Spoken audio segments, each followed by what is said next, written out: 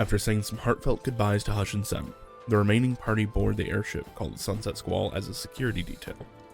Crewed by a handful of rock gnomes, the party got to know some of those on board. Rough skies delayed them a bit on the first leg of their journey, but as fate would have it, put them in the perfect line as an emergency landing pad for a wounded griffin. Finding the griffin to be trained and generally pleasant after healing some wounds, they played with Captain Quill to keep it. Quill agreed only because the griffin's wing was injured, so he wouldn't boot it off the ship only for it to fall to its death. In the coming days, the storm continued to harry them, and due to the increased fog, they failed to see the living stone spire before it harpooned into the side of the ship, drawing it in. The party does what they do best and fights it, resulting in a few of them being pulled off the ship and nearly eaten. Luckily, through a combination of targeting the harpoon-like tentacles and a large amount of firepower discharge, they managed to kill the beast before it could eat them or the ship. The ship pulls into Stone's Loft the next day for some light repairs and some rest. We're live. And we're live. Hello. Oh, you guys have made your way into Stone's Loft. You guys see a large lighthouse that seems to be open to the public and a tavern down below. Captain Quill straddles up beside you guys as you guys pull into port. With a large smile on his face, says, "Well, welcome to Stone's Loft. You guys did a great job on the first leg of the journey. I need to go speak with the shipwrights and get some repairs done. But I would like to talk to you guys a little bit later about how we want to proceed, since this might take a little bit of time." Okay. That said, you aren't needed now. You guys can go explore the town if you'd like, and I'll meet you a little bit later today. Just to clarify, it's going to take a little bit of time at this location, or trip overall is going to take a bit of time? Both. Like, Both. right. Some repairs will need to be done. That's to be expected. We have a little bit of leeway in it. And that's no fault of you guys. It's just what happened. Is there anything you can tell us about what is in the town? He smiles, goes, "Of course. Stone's Loft is a bit smaller of a town. It's more of an outpost, a trading outpost more than anything. But there is the Rooks Inn, and he points over to the lighthouse. He goes, you can see there's a variety of people, not just gnomish, that hang out there if you'd like to go speak with them. The town largely deals with trading goods, so there's a few little stalls and people that you can go discuss with if you'd like. And I would advise sticking to common spaces. Just gnomish people are fairly closed off. Nothing against you in particular, it's just a title difference. Do you know if there is any definite representation of arcane or faith here? Gnomish people in general aren't very divinely aligned. We normally deal more in what we can put our hands on. And like I said, this is a very small outpost. If you're looking for arcane, then you might want to talk to the shipwrights. And he kind of points over to this outer building that you guys can see that there are multiple ships being tended to. It's the ship's dog. Sorry. Dogwall. If that's something you're interested in, I would go speak with them more than anything. We do have a healer here, I believe. I think her name is Renee. You see this, he's like trying to remember. Definitely not Andrew trying to pull up NPC. No, Renala. Oh. Of the full moon? No, Waggle. Okay. Whereabouts would she be? He kind of points further down. You guys see that there's a small town hall type of thing. And then off that, he goes, the right-hand wing of the town hall. There's actually a healer. That's where Renala normally stays. Thank you. Before we split off from him, just over the last few days, what would have been, just from picking up your passive observation, the major hang-ups or issues we might be having surrounding our new Griffin friend? They do not know how to deal with being on a ship particularly well. They're very awkward. They don't understand their own size a lot of the times and kind of crash into things. as well as they were instructed at one point in time to go hang out in the netting down below, which they did, and got stuck. It seems like they were probably stuck down there for quite a while, and if Styx hadn't gone down during the middle of that fight, would have stayed stuck. We would have noticed it's been gone for too long. I meant hours, I not thought they were days. just hanging Right. out. Yeah. That's where they just found a place to perch. Yeah. That said, there's also not a ton of room for it to land out here. There's only certain outcroppings and stuff like that, and with their wing the way it is currently, it's a little difficult. Right. Okay, so it's more of the Griffin navigating thing as opposed to interactions with the crew or The Griffin seems really well behaved. Okay. Like, honestly, it seems very well behaved. Alright. Well, I was gonna see if there were any extra supplies or stuff to pick up here while we were doing that. So I'll probably spend like 10 gold, do a disguise self to make it easier for buying stuff, and just go get like expirable and nicer provisions and Sure. Food bribe. Sounds good. So, as you guys kind of disembark, you see that there is Stone's Loft itself is a bunch of smaller islands that are kind of chained together using rope bridges. There are a bunch of small gnomish children kind of running around. You see they kind of perch on one of these bridges and they're kind of giggling and waving, and then there's a big eddy current of mist that launches the bridge up as they hold on tightly and then come back down, laughing. Horrifying. And you hear a window bang open as Mom yells and goes like, "Stop that, we're gonna become a Neblin!" And they all start giggling and running off. Niblin. Neblin. Do we all start heading towards the town then? I think I'm gonna take a look around and see if I can find those people that I had fun playing like that one game with while we were underway. Sure. Stones, yeah, thank you.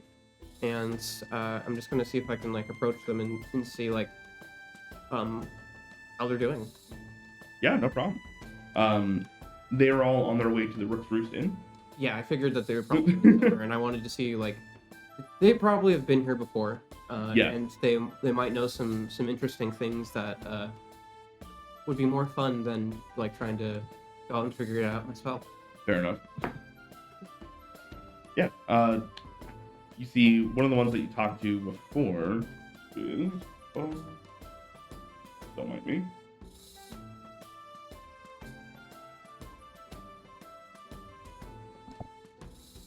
There we go. A man named Dimble Glittergem.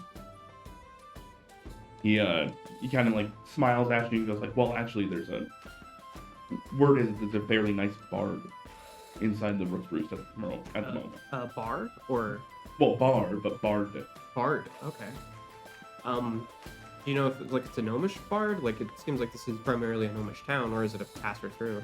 This is on the outer rim. It's been more of a passer through. If I remember right, they're a Genasi. Okay, that's kind of cool. Thanks for the heads up. That sounds like a good time. I wonder what a Genasi is doing out here. Air Genasi, Miss C. It kind of fits. That's kind of fit. There are some Aarakocra out here as well. Some Cloud Goliath. Actually, this inn is run by a family of Cloud Goliath. Really? That's Cloud Goliath in a gnomish town. Man, they just love running inns, don't they? It's kind of their thing. Yeah. At least this family. Oh, cool. I mean, if we see you there, like, I'm happy to buy you a drink. Yeah, I'll hold you to it. They smile and kind of like slug you in the knee as they walk by. You can tell they're very happy to be here. I'm gonna kind of beckon for Lolex to come back over. Yeah, I'm gonna take my leave of the friends that we made along the way and head back to the group. It sounds like there's gonna be a Genasi bard at the inn, and also it's run by a Goliath. We might have some friends in common. I mean, it's not impossible. But I'm gonna ask you guys for a favor. No. I'm gonna look at Lolex and Sail and just kind of like nod. we're joking, Kex. What's up? Can you guys go with me somewhere while we're here? Well, we go with you mostly. Where are you thinking? The healer? Sure. You got. Is it not something Sticks could look at, or is it something? I mean, he could, but I don't want to. Okay. No. Like, so why the healer? I want him to fix my brain. Well. Okay. Okay. Is this related to like the thing that we did in the woods? No, I want to see if my mind can be restored. So it is related to. No, Okay. from before whatever happened to me. Okay. Right. Yep. So. What is like? Is there a certain thing that you want us to do while we're there with you? Like, do you want me to like? I don't want to be alone. Okay, I can come. I was planning on going there anyway. Okay. They might have provisions that I can buy. I can't. I've wanted to do something like this or try. I don't even know if it's gonna work for a while, but I've never been outside of Guild's Row, and the Demir have eyes everywhere, so they'd probably find out. And Do you want us to? Like, I can make you invisible. I don't know if that helps. no, it's I feel pretty confident that they wouldn't find out here. Okay. We're about as far away as I can imagine we could be, and I don't think they want me to gain my memory back, but I want to try. Do you think they're keeping something from you? Yes. I didn't think that. I've had it in the back of my mind before, but after all the events that have happened since we've left and everything that I've been thinking about, I think that there is something being kept from me. So, I'm just gonna play a little bit of like devil's advocate. What if there's like a reason that you don't remember things? Like, what if you chose that?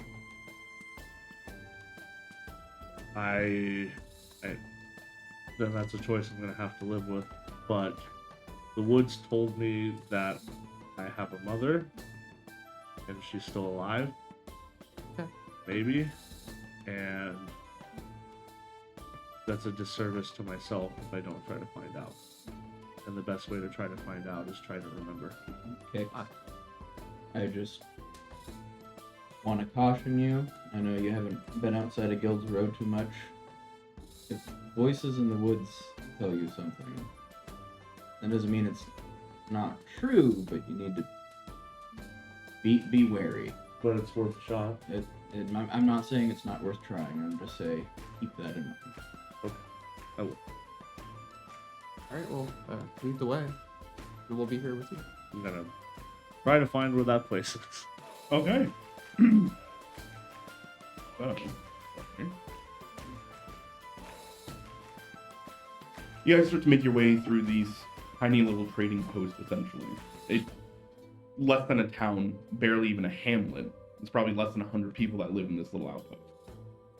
But as you make your way through, taking these small bridges as you walk by, there are these weird scuttling little crabs. Sometimes the size of like your hand, sometimes the size of a dog. You see them kind of out and about. Sometimes children are riding them, and they seem to just, you hear like almost a baffle open as they start to deflate, and sometimes they inflate and you watch them float up off the ground as kids are kind of laughing, holding on as they essentially jet their way across the town. And kind of picking your way through this, you see that the children here almost have no fear of strangers. They smile at you guys, they wave, they say hello. They seem very excited that there's a new ship of people here. There are other ships disembarking, walking through, kind of patting them on the head as they go. You see some of the gnomish sailors flipping them a coin. Eventually, though, you guys make it to the gnomish town hall, which is a little bit smaller in scale than you guys are used to. That said, it's still easy to traverse. You guys go to the right-hand side as instructed, and there is, in a brass placard on a stone doorway, it says, Renala Waggletop, MD. Okay. I'm gonna go in. Alright, you open it up, and you see what is essentially a small clinic. There are a bunch of herbs and medicinal accoutrements in the corner. There are even surgical tools put up in a display, and some laid out. There is this fairly young gnomish woman that kind of turns around and she goes, "Emergency, or are you okay?" Yes and no. I don't need anything done immediately. I'm not dying. You see she relaxes a little bit. Okay. Well, hello, I'm Renala. What can I do you for? I'm looking at her. Is there anything on her that's symbolic, or anything of that nature? Like, what is she dressed like? She is dressed essentially like a, for lack of a better term, a nurse. Okay. You can tell that she has some fairly plain clothes on. Sensible, nothing too flashy. Her hair is tied up into a bun, and she has this kind of a rocky complexion that goes along with being rock gnome. But besides that, she seems very clean and put together. No symbology though. Okay. I came to inquire about the extent of what you can do to help people and cure afflictions. Well, I'm very adept in sewing people back together. I can manage poultices and healing herbs. I can take care of you in a long run. Say that you have an infection, I can help that. So nothing of magical means then. Sorry. I am not an arcane practitioner, if that's what you're asking. Okay. Do I notice any holy symbols on her clothing or anywhere? No. No. That So- unfortunately I don't think you'll be of much help to me. I'm sorry to waste your time. Not a waste. What's going on? I'm gonna like pull my hood down and pull my mask off. Mhm. So she kind of can see what I am.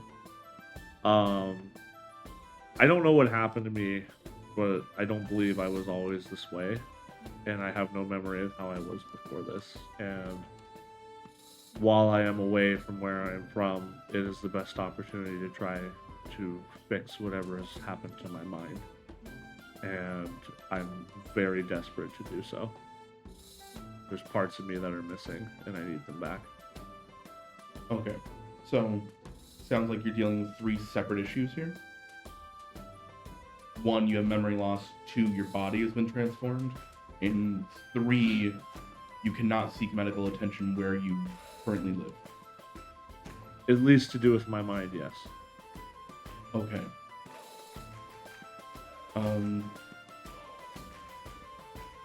You're correct. I do not normally deal in afflictions that change somebody's physiology, as far as like lycanthropy or. And she kind of like looks at you closer. Lycanthropy. Sure. That said, if I were to make a recommendation to you, I would actually travel to. If you're looking for a more specific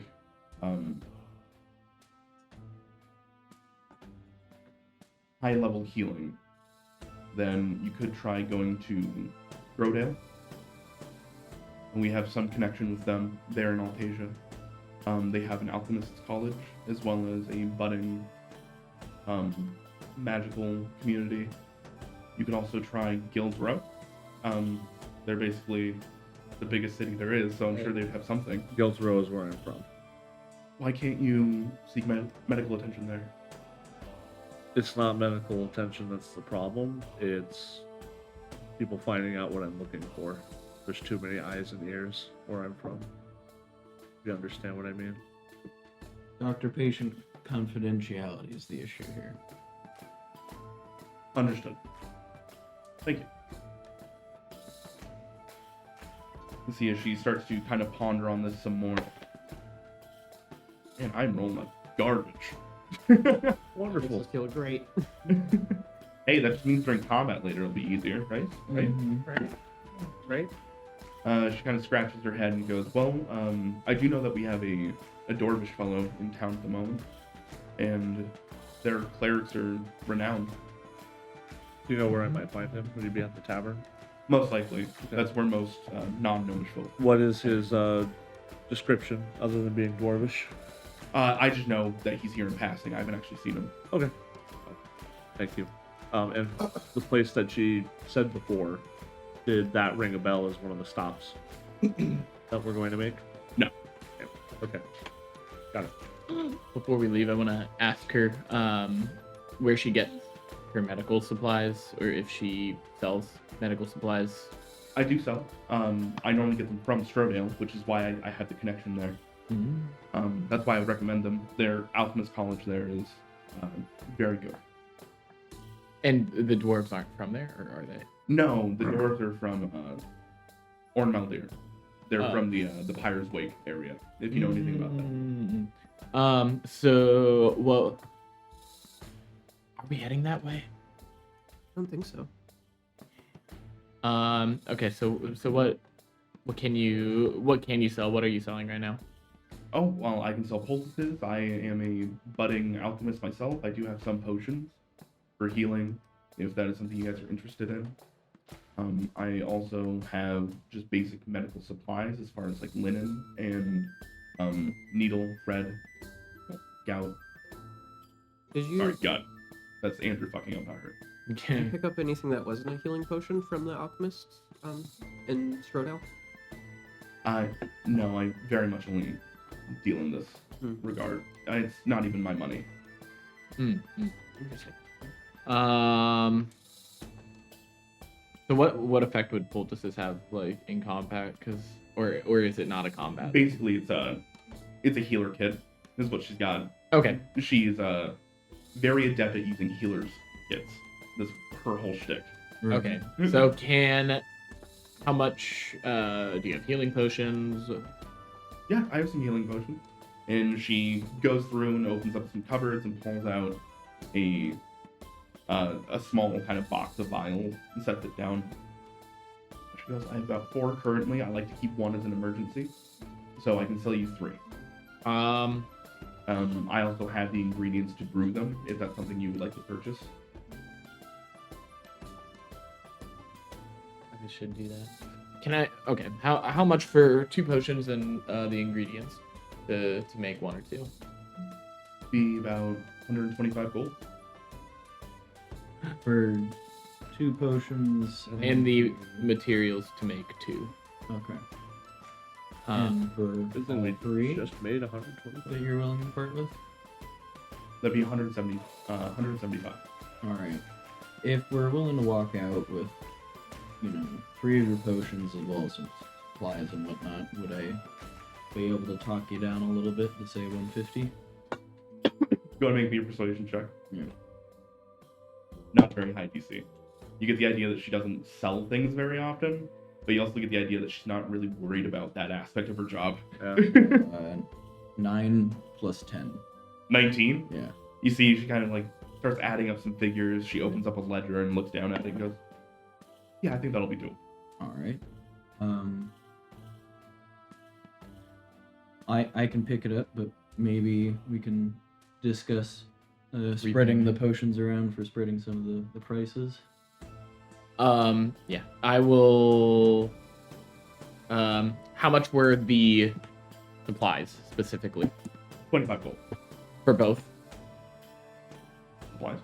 For the supplies and the potions. No, just for the supplies to Yeah, make the potion. 25. And that was for both or the one? Or is it just enough? It's like one batch of supplies, but it's enough to Basically, make. what I did is that I cut the cost of a potion in half.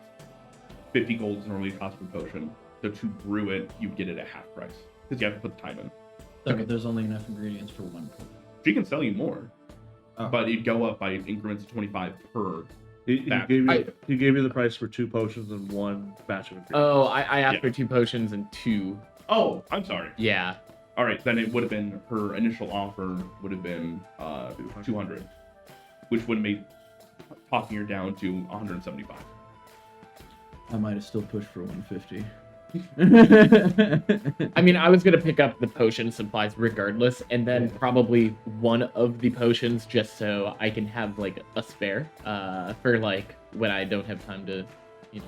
I figured us having more potions wouldn't hurt, and we have enough to pick them up now. So that's why I was like, how much for all three, and give me that bulk discount, you know?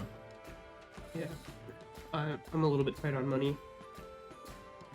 Didn't we all just get paid? Yes, but it's 150 per, right? 125. That would leave me 7.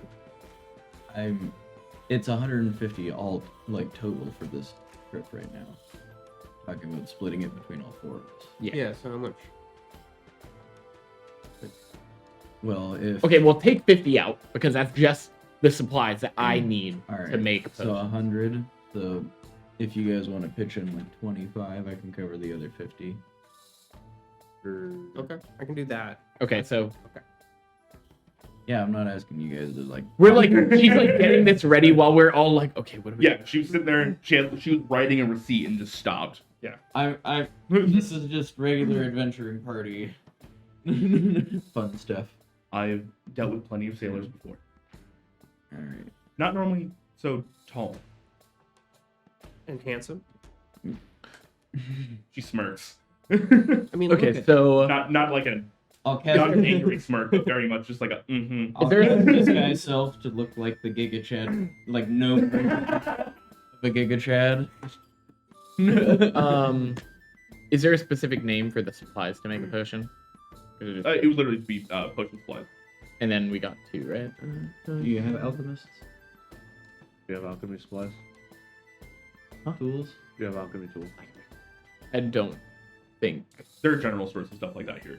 It's very specifically, this is a trading outpost. Alright. Almost anything you guys want will be here, except for like magic items. Yeah. And even then, you might find some.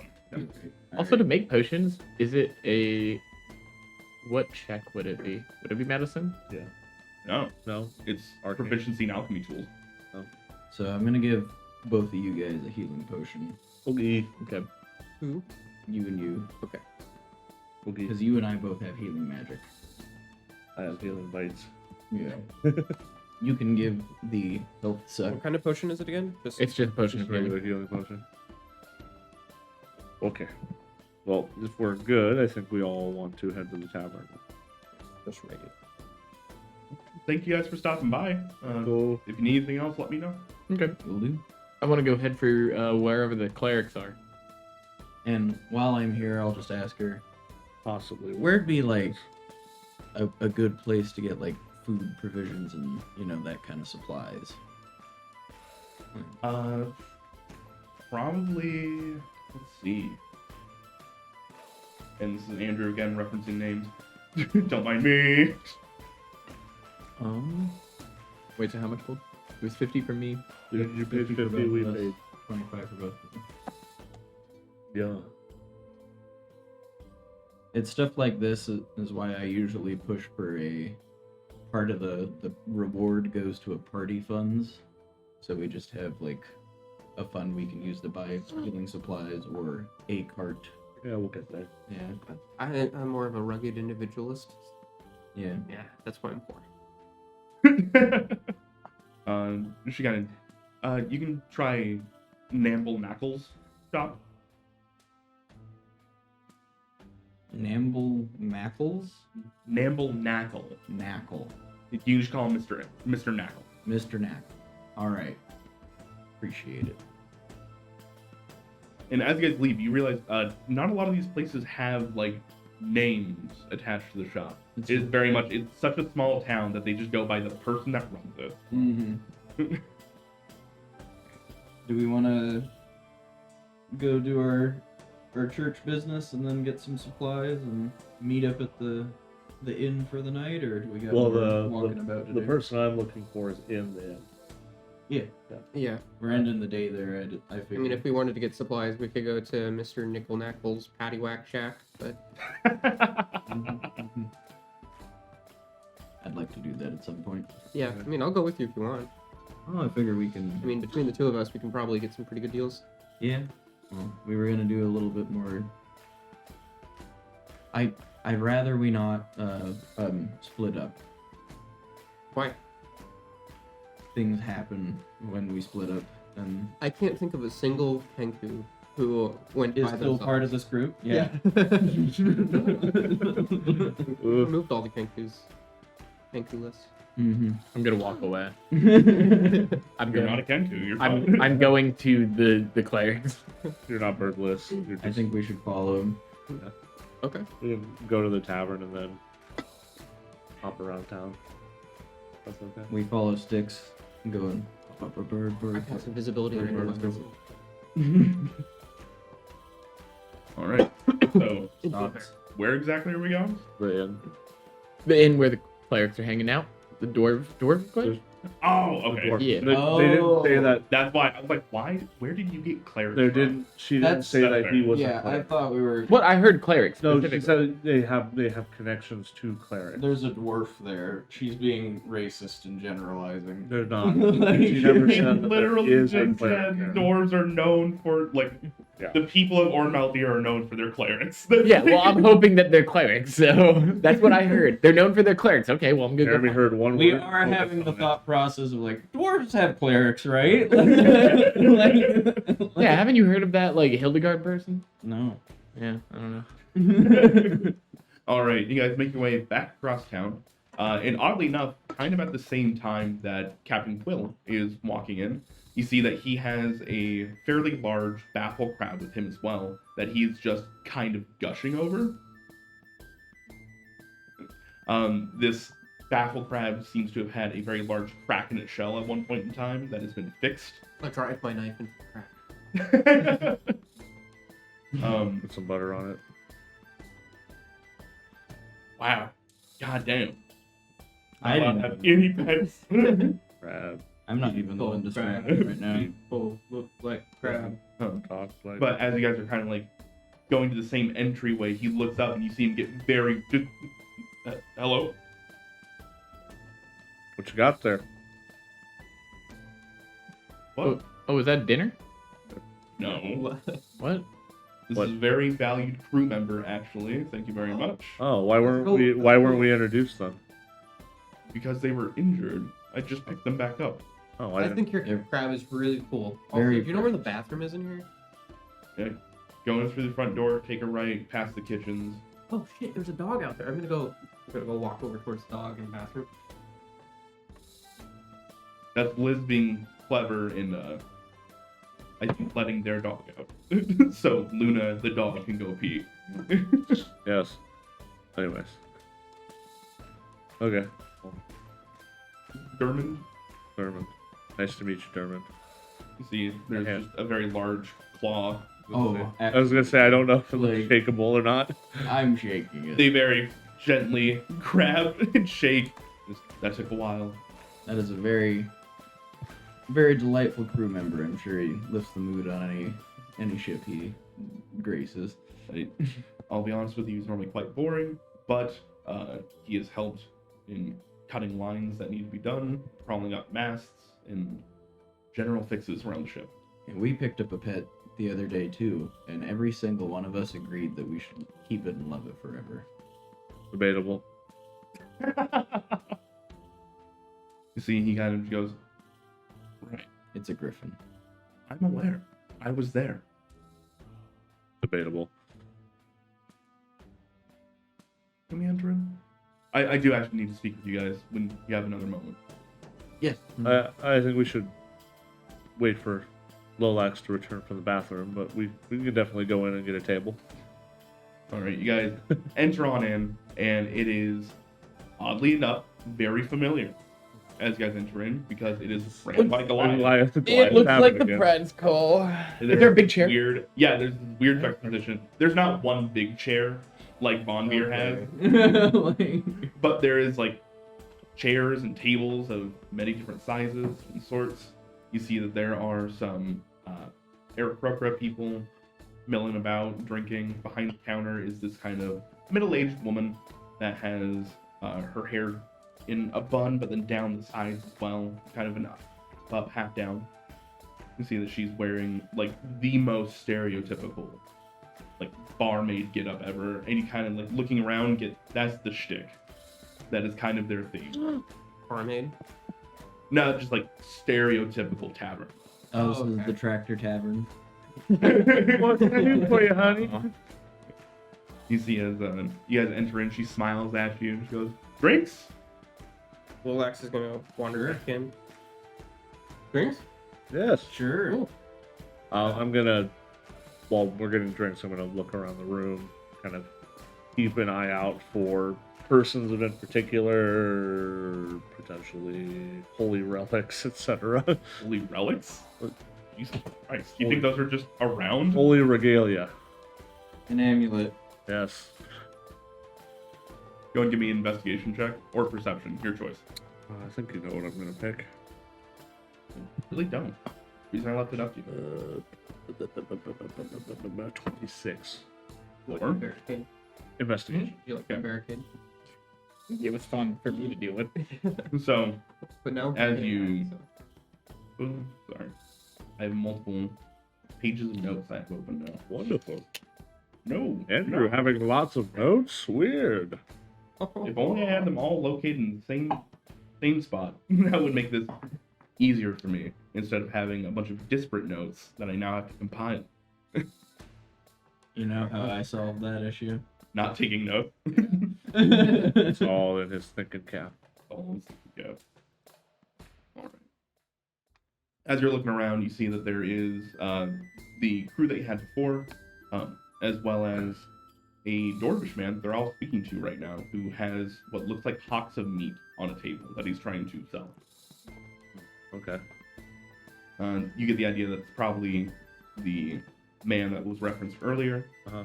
as well as a Genasi man in the back corner who is kind of quietly strumming on a lute and kind of murmuring to himself as he's going, obviously trying to practice a little bit, but getting a little disgruntled Mhm. as he's going through, almost like he's not having a very good time of it. Around the rest of the room, there is just some general gnomish patronage, as well as I hesitate to say small Goliath, young Goliath boy that's kind of like running through. He looks to be probably like 10, 11. He's already 6 feet tall and kind of towering over a lot of people. A little gangly, doesn't quite understand his size as he runs by and almost knocks down somebody's plate. You see the one behind the counter immediately. She goes like, "Ah, no!" He's like yelling at him. But as far as just like holy symbols, don't see me. Okay. Not seeing what I'm looking for then. Not always going to be there. Yep, I know. Can I It's okay. point in the bard? Like, hey, you got this. I'll give him bardic inspiration. You see, he looks up and smiles at you, nods, thank you, as he is starting to try and play some more. And was it D6? Yes. Hot damn! Not only did he roll well, but I also got a 4 on the D6. He's his practice is going well. Yeah. And you see, as he's kind of strumming through, he looks up a couple times, specifically at you. Just nodding. So, should I buy you the room, or are you gonna do that yourself? Anyway. Captain Quill's still standing next to you guys. He goes, "No, rooms are provided." Yeah, I was just doing a good-natured ribbing towards my compatriot. Ah, I got that one. I'm glad you did. He's learning. I'm so proud. Do I see like the friends that I made on the ship? I think his name is Dimble. Yes. Dimble is currently speaking with a Dorvish man about meats. Okay, I'm gonna. So how long were we playing like stones for? Would I know like what they probably would drink? There's only one drink currently on the Sunset Squall, so probably not. Okay, But you do know, it seems like he doesn't really care. fair enough. I'm just gonna like get something from the thing that like maybe we're all having, and then like bring it over to him, and then just like do a tip of the hat. Who's your friend here? This is Darren. He comes from, what'd you say? He goes, I come from the Pirate's Wake. Pirate's Wake. Whoa. What's around there? Fucking nothing. That's also fair. What do you do for? I travel and I sell meat. One shot we were in the fire. Do you have any like specialty meats? Yeah, I do. And you see as he kind of like pulls out, he goes, I got some dog mole steaks. Here I have some, no! Andrew's forgetting, I made this thing up. Sorry. He goes, I have some dog mole steak, as well as some abyssal chicken wings. As well as some Yeti ribs. Andrew was No, cackling. I'm gonna get thinking the about it. abyssal chicken wings if you wouldn't mind. Like, I'd love to buy some off you. He nods, goes, that's great, they also come with abyssal barbecue sauce. Perfect. And it is this Black He- tar. black tar. It is so fucking spicy. When he said abyssal, he basically meant that it was only ghost pepper. And Yeah. he added a little bit of brown sugar at one point in time. I enjoy a little bit of fiery taste, so I'm going to like pay him whatever like those are worth, I guess. So because he's all the way out here and a lot of this has been kept, you see actually as he's talking about this, he's reaching into this bag and every time he opens it, it gets cold around him. He pulls some of that out and sets it down. They're all very nicely wrapped. You can tell he takes pride in his workmanship here. But he kind of goes like, all right, well, for the abyssal chicken wings, those are going to be 2 silver. Okay. If you want some of the steaks, that's going to be a gold a pound. I think I'm just gonna stick with the wings, but let's make sure that we have enough here for Dimble too, and also yourself. Just Thank you very much. really quick, I was just looking up the rules to make healing potions, and it says herbalism kits. Is that right? Because I have proficiency with herbalism kits, but I don't know if I need to go looking for an alchemy kit. Oh, I might be wrong. There's a good chance I am. If it says herbalism kit, then that actually tracks. Yeah. That's why I was kind of. I mean, I could get both sides because alchemy making potions, but herbalism for healing. Yeah. I'm looking at herbalism kit right now. I know how to cook. Proficiency I with can this kit cook, requires but I'm to in- create antitoxin potions of healing. Yes, herbalism kit. Okay. That also makes much more sense as far as a cleric goes, having that proficiency rather than like Well, I can make acid. Yeah, Like- I had healer's kit as Hildegard and medicine, and I never fucking used them. Like, Yeah. Completely tracked. Good shout. Okay. Cool. Sorry, I didn't mean to interrupt. I was wanting to see like if I could maybe like. Across Like- the runesticks is like, yo! I do know how to do this. No, like- this is awesome. Like I'm just thinking. I'm like the lady. She was like alchemy kit. I was like, that doesn't sound right. And then I'm like, oh, I'm gonna whip out an herbalism kit in the bar. Get your mortar and pestle out, start grinding them up. Yes. Awesome. Fuck yeah. Oh, and then also I want whatever the Eric Hawker is drinking. They are drinking this like clear liquor. Why? I'm drinking whatever. Everclear. So I'm gonna get the chicken wings and like Cool. like the 3 of us. Like I'm just gonna like get some food. You know, I'm It's gonna like 2 silver per pound of chicken wing, by the way. yeah. I figured like probably like Enough to a share. couple pounds for us like Yeah. at the table, and then like somebody will like walk by and like, whoa, yeah. that's cool too.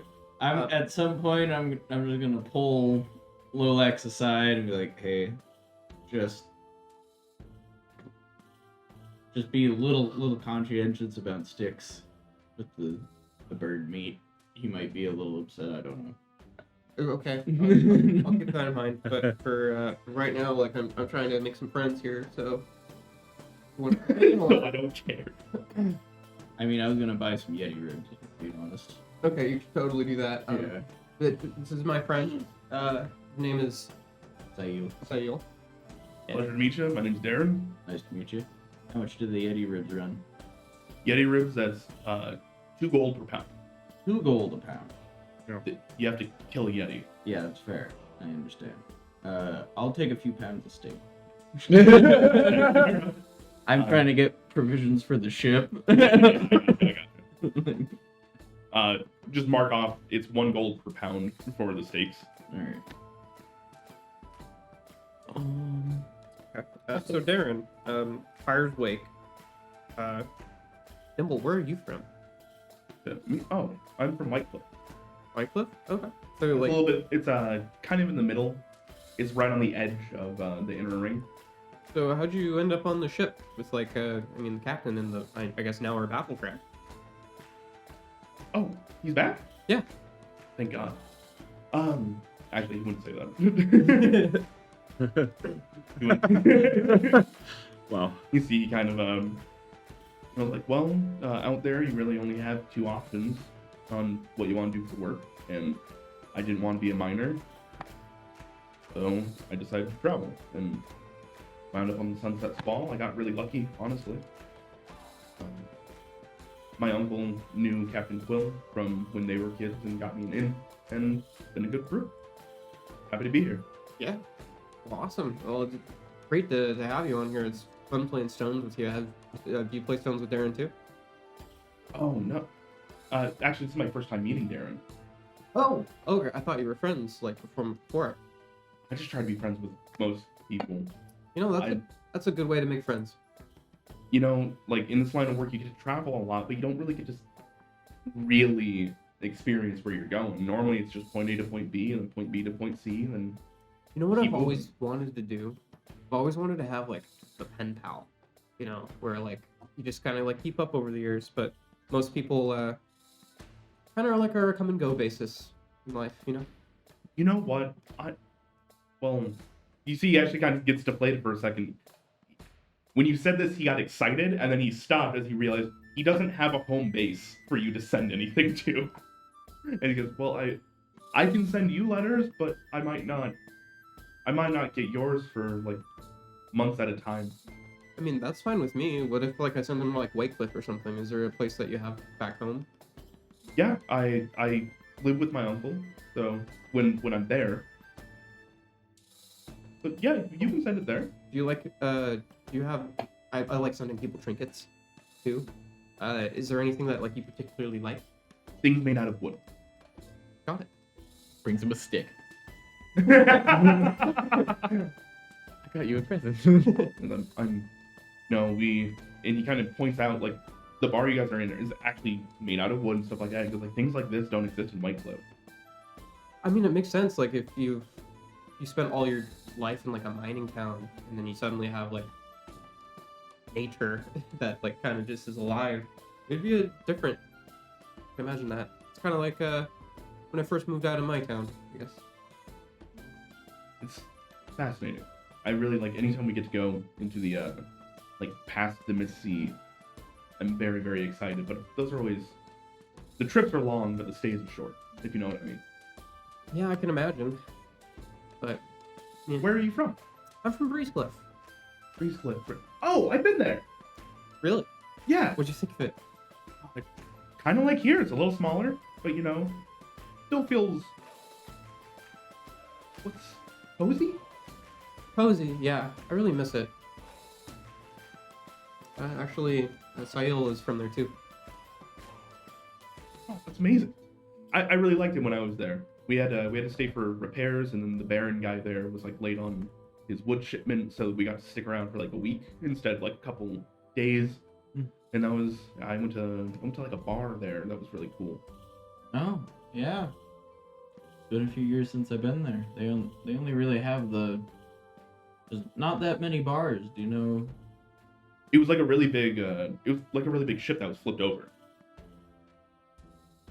Is that my childhood house? Yeah. Like, oh, that's interesting. Like when the Baron gets mentioned, the Lolax is gonna introduce Sahil, and then he's gonna kind of like go over and away towards the bar.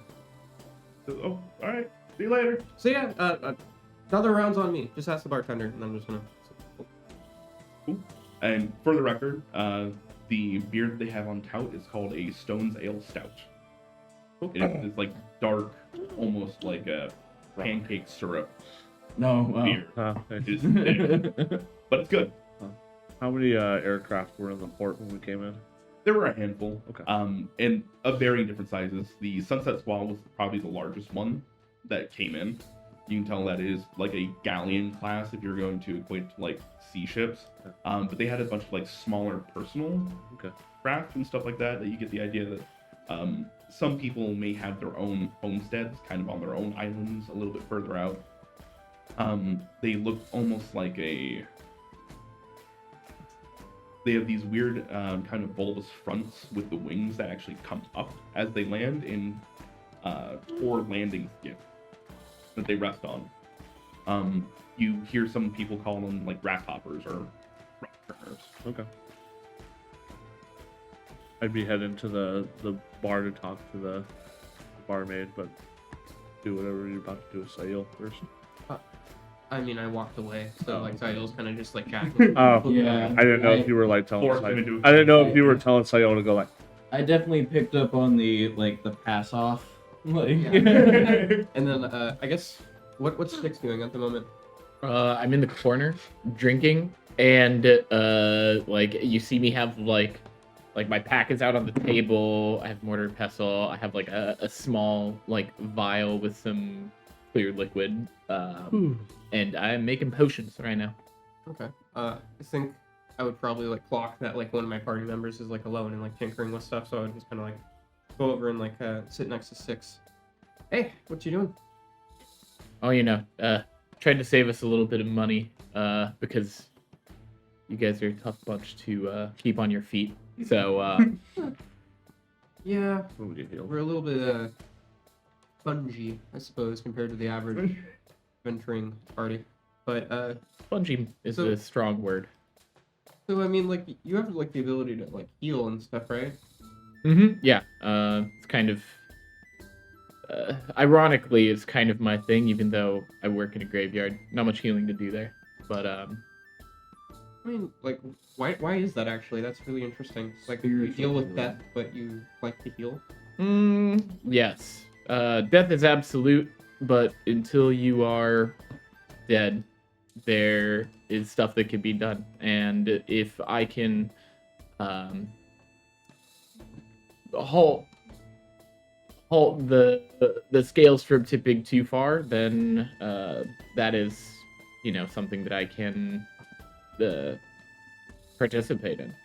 Not a lot of people can do that, and I feel like my skills are very much needed by a lot of people. I'm gonna like look over at everybody else, like Sayil go. Yeah. I mean, is that why you have like all the scales everywhere, like the balance and stuff?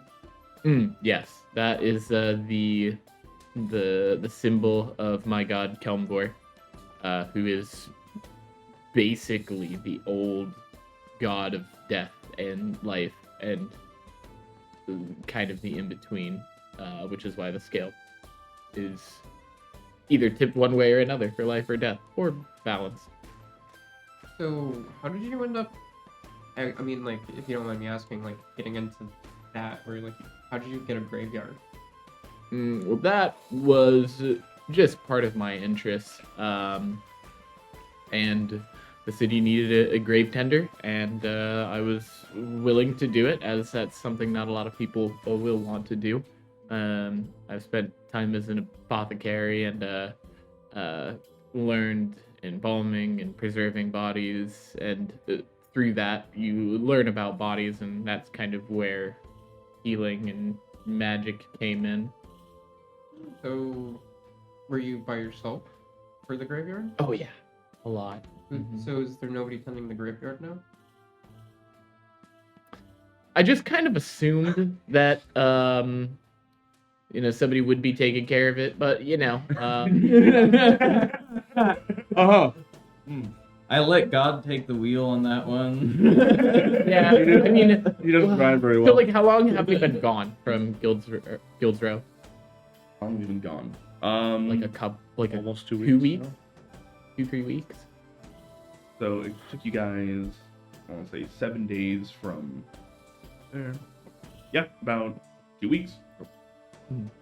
Yeah, everything was kind of thrust upon me very, very quickly, and I just had to,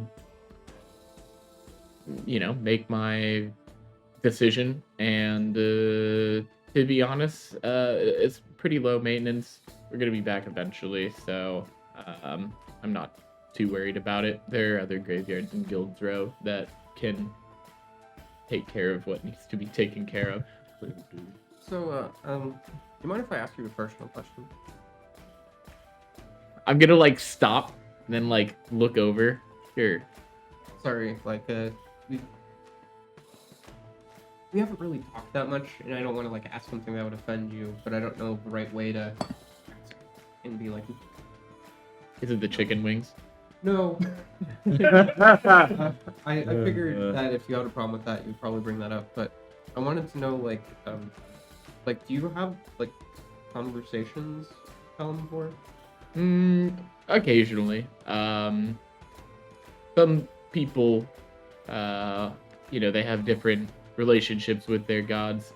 Some choose their gods, some are chosen by gods. I might be in the middle now that I think about it a little bit more.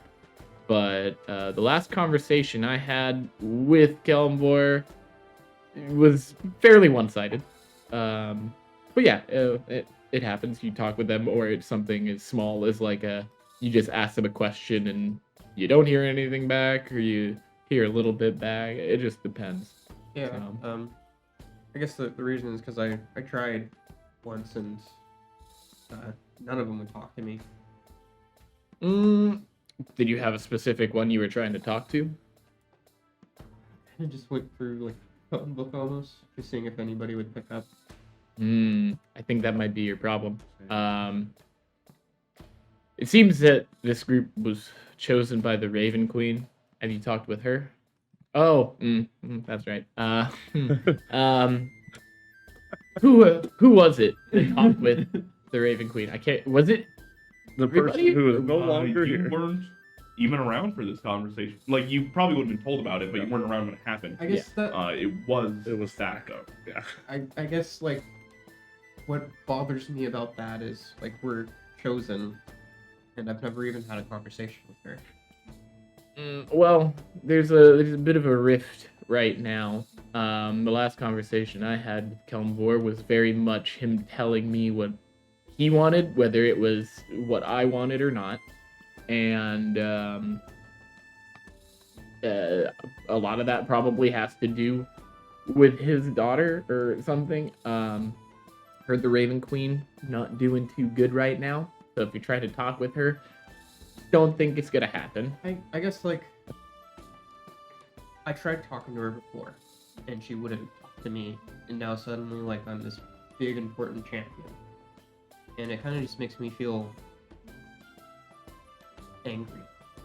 Like I needed her at one point, or I could have used her help at least. And now she needs my help, and she just expects me to drop everything and be a champion. I guess I'm conflicted. I don't know, and it's been bothering me, and that's kind of like why I wanted to talk to you. See what you thought.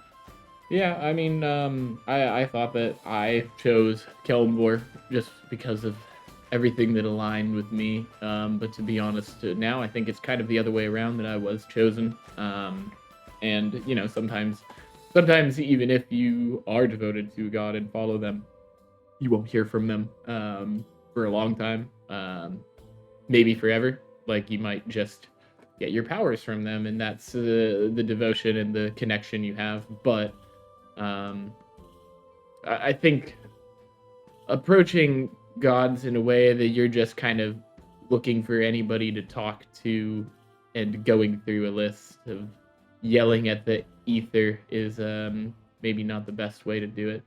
Maybe you like studying, right? I mean, I'll be honest with you. I've always kind of learned better when I'm like doing hands-on stuff. I've never really been the type that can sit down with a book and like really parse it. I guess the only thing that's really been that way for me was like law when I needed to, but that was more of like a survival thing. Like I needed to be good at it, so then I spent more time doing it. I think that you should maybe do some research on what kind of god may align with you to talk to.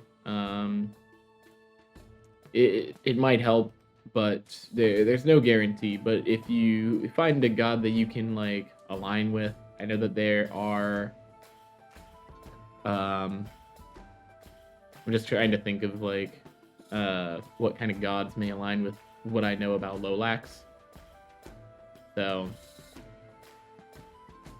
can I do like a religion check? Hell yeah, dude.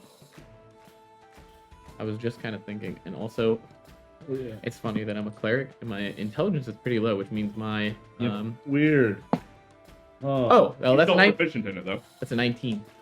Trained in Hey. Actually, wait, dirty 20. Fine. 30-20. All right.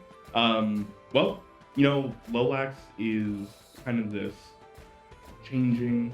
Amorphous isn't really the name for it, but they're this changing, almost a chaotic, even though that seems to go against what they truly want to align with. Mm-hmm. So there are some gods where you put them down that road, like a trickster god or something like that, maybe a bit more Robin Hood-esque. Then there's also the aspect that Lolax deals a lot with fire. They obviously have this dragon connection that may be something. And correct me if I'm wrong, but they vocalized wanting to be a bastion of good change and somebody that can bring some semblance of order where it's needed. You also know that there's like Bahamut, which is literally a good aligned, lawful, good dragon god that has a very large following in the Draco Regnum and such. There is Avandra. Avandra, yes, that'd be a little bit more towards the chaotic good spectrum There's and change. Sorry, I don't think the literal devil dragon fits Lolax too much. So I'll just like quickly mention, like, I don't know, the ones that I've studied or know of would be Bahamut, or I think a good fit to try and talk to would be Avandra. She's known as the one who makes the path, and she is the change. Not to like profile, but I mean, it's fair. We've been traveling together for a little bit, so you probably have seen some stuff from me. yeah, you seem not to like to be in your seem closed off, and whenever we're doing something around people that we don't know, you kind of just seem to turn into somebody else. So that one might be a good one to talk to or try to. We are nowhere near home, and I don't know anywhere we could find that would have like a temple of hers, or even like clerics that are devoted to her. I feel like clerics devoted to her would be kind of few and far between. At the very least, not very stationary. Her literal, one of her literal worship spots is the crossroad. So Where's the they don't. crossroads? Why do I feel like we've heard that before? No.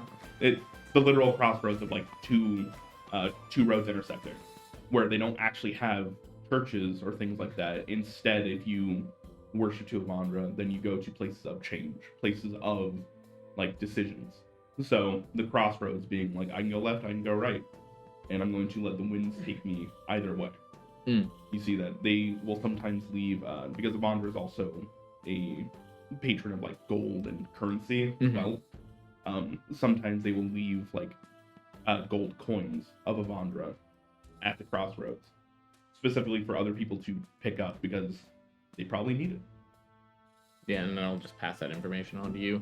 And That sounds interesting. I don't know. I think I'll have to like think about it. Probably not like a today kind of decision. I just feel something changing within me. And I don't know what it is. I think that maybe when you're at the decision where you feel like you want to talk about the change, it is the perfect time to talk to her, because that is what she does, and that's where people call to her. So it doesn't even have to be like a big thing. It could just be like, like, we're about to get on the ship, and then you're at a crossroads. Oh, I get it now. Just, try and talk with her. And it doesn't have to be her. It could be somebody else. Like I said, maybe we can find another cleric on the way, and we can ask them the same question because Updated phone. everybody's faith is different. So Yeah. Well, thank you for talking to me. Can I get you a drink or anything? how strong is the one that I was drinking? It's strong. It is very, very strong. The Aarakocra that are kind of they're all very much about adventure, and they do not like to be bound or tethered. So for them to come inside under the eaves of a roof at all to get a drink is like, it has to be worth it. They're going to have one, then leave. So it puts you on your ass. Oh, wonderful. Fair enough. I'm gonna look at it and be like, maybe not. And then I'm gonna like take a couple drops of it and put it in the potion. Jesus fuck. Okay. Guys, I feel great now. A couple drops. It's a healing potion. A healing potion of bravery. I don't know. That kind of sounds like mixing your like alcohol and medication. Like, Yeah, great idea. something might happen. That's all I'm saying.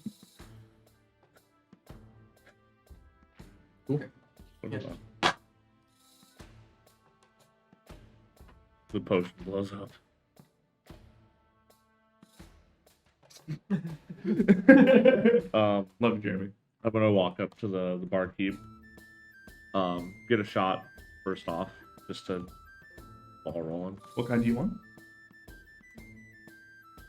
Nothing too strong, nothing too weak. Right in the middle. So she kind of winks at you and goes, "Gnomish firewater it is." Okay. And it is basically a whiskey. Okay. I'll slam it back, and then ask for another one. Do you know another one? And then I'm gonna start up conversation. Tell her this is the furthest I've ever been away from home. Well, I'm glad that you've come here. I've never seen so many different faces in such a small place before. George, so clean. Really? Yeah. Well, I mean, I'm from where are you from? Guilds Row, so You haven't seen this many in a faces? small place. In a small place. Right. I think you're just trying to butter me up. Yep. Across the room, silent. Yup. He literally has observant in an insane. Okay. He can listen and watch everybody. But, Yeah, I'm telling which song the bard is practicing, what each one of you is saying to whoever you're saying. I have a Like, while I'm like sipping on the next drink, I have a coin that I'm like twirling under my finger. So what other crews have passed through today? Oh, cruise like I'm going to assume because you can't fly. No. You're not a gnome. I'm not. That you're probably with the Sunset Squall. Yes. Well, we haven't had too many crews in today. A bit of a slow day for us, but we do have some locals that have kind of puttered on in on like the Emerald Dancer and things like that. But they're just locals. They come from every couple days, resupply, and head back out. Is there anything scheduled to come in today of interest? Not that I know of. You might want to go talk to the portmaster though. They have Okay. a bit more better records on that. I'm just here to give you a good time when you show up. Okay, I'll slam the last one and flicker the coin. She catches it deftly. You have a great day. You too. I'll walk back and finally sit down with the captain. Sorry, I'm just. You have a great day. Hopefully, great night. All right. I'm a little too cold to the touch for that. How you doing? yes. As you've been kind of meandering, listening on some of your friends' conversation and this bard, you see that they have really not taken their eyes off you this entire time. The bard. You Okay. see they're kind of squinting a little bit more, more curious than anything. Do I recognize or know anything about them? Just on general looks, they are a what? Well, they're quite beautiful. They kind of have this more effeminate look to them, even though they like are male presenting and like how they dress and things like that. They have these like long, kind of almost gaseous hair that has been kind of put up into a nice bun They wear a lot of like loose silks and things like that, but still like almost like a silk vest that goes into kind of almost a parachute pants. Okay. Nice. Interesting. My man. They seem very well clean and put together, like almost too clean as far as like a traveling bard would be considered. Hmm. They definitely don't seem to have had the same mileage, like just in their gear, their presentation, that someone like you has. Okay. Like even their loot looks fairly played. And while you're listening in, you can tell that they're very technically correct as they're playing, but they're having issues with getting the feeling of playing through. Okay. All right. As far as if they look familiar, no. I'd probably remember a Cloud Goliath. Genasi. This is a Genasi. Air Genasi. Right. The other. There's other Goliaths about. That's okay. Yep. All right. Well, I'm torn between talking to them and making food. Up to you. I will not be upset either way. He will be upset. One. He's just staring. If he wants to say something, he'd come tell you. I'll go up and talk to the Genasi. As you approach, you can tell that they are still kind of like looking at you, looking down, looking at you, looking down, trying to figure out this song. And while you've helped them along their way, you can tell they're still having troubles with it. But as you approach, they kind of nod at you and put out a hand. Nice to meet you. They grab it. It is probably one of the softest hands you've ever touched. Not to say that it is not a firm handshake, but to say that it is. They've not seen a real day's work in their life. Right. Okay. They nod and goes, "My name is Samir. It is a pleasure to meet you." Samir. Samir. Sayil. Where are you from, Sayil? We're out of Guildsrow, where we've shipped out of, and we're on a job heading through the Mist Sea. Where are you from? Not here. I am from the plane of air. Okay. I was wondering. You do seem to be a little bit of an outlier compared to everything else we've seen in town, you know? Well, this small town is enjoyable. Mm-hmm. Been here for a little while, or you're just moving through? A few days. I'm waiting for the next ship ride out. Is that so? Where are you going? Anywhere the winds take. Preferably east, Which way are we going? west. Okay. Actually, sorry, flip that. He would say west. You guys are going east. Hmm. You said east. And in fact, I'd like to go to Guildsrow someday. That'd be delightful. Yeah, we're gonna be ending up there, but we're heading a bit in the opposite direction, hitting up some of the major cities in the Mist Sea area before we go back. You been through any of the towns further to the west now, or east? Where Sorry, we're I heading? fucked you up. That's not. Yeah. That's my fault, not yours. You see that they kind of there's a bit of a wry smile that goes across their face and goes, "Well, I went to White Cliff and they did not enjoy my presence." Yeah, we've heard a few things about not being gnomes and being complained at about for that fact. They said something about not knowing the difference between the head of a pick and the tail of it. I don't know what that means. The tail of a pick? The head of the pick or the tail. I don't get it. Was it P-I-C-K or P-I-G? Pick CK, I believe. Picks don't have tails. That's what I thought. I don't know what to tell you. I'm not a dwarf. I don't use like picks or anything that's not it. I would assume it wouldn't be that, you know. Because that especially doesn't have a tail. You know? I'm very confused. I see that you also have an instrument on your back. You Yeah. play? I play a little bit every now and again, you know. Can I be honest with you? I'm having some trouble, and I know that you saw on your way in. You saw you practicing, you know. I have had the privilege of a patron that spoke with me when I was at Cloud's Keep, and they gave me an assignment, and I'm supposed to be working on it, and I'm supposed to meet them in Guild's Row and give them this end product, but I, for the life of me, cannot convert this song into something more upbeat that they would be enjoyable in like taverns. You're trying to turn a song into a tavern song? It's a dirge.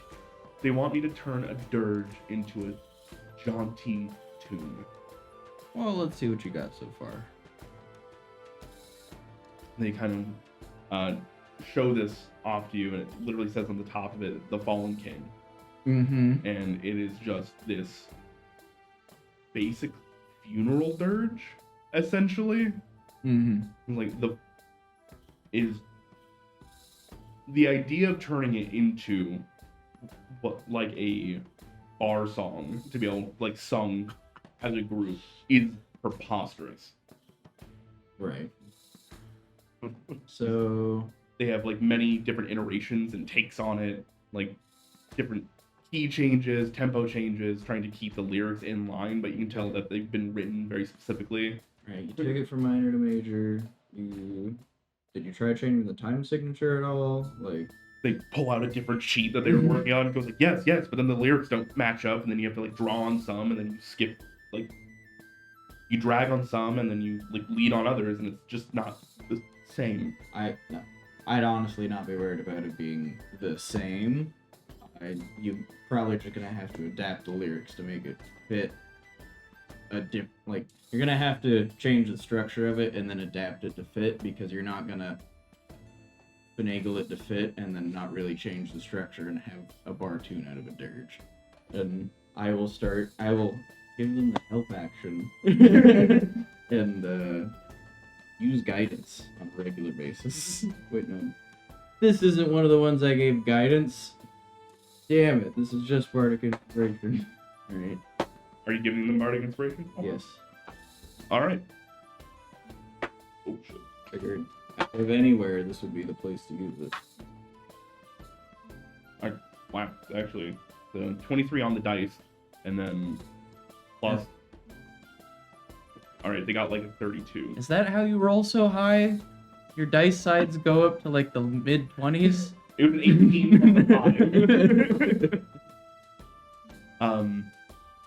You see that as you guys are working on this, probably over like the next hour or so, you guys wind up coming to a pretty good consensus, and the tune seems to cut off halfway through, like they weren't given the entire thing. So, do we need to like improvise the back half, or do you not worry about it? Their words were, if I did well with the front of it, that they would give me the second half once we hit Guild's Row, but they didn't want to give me the entire thing until they could see how I did with the beginning. Well, interesting.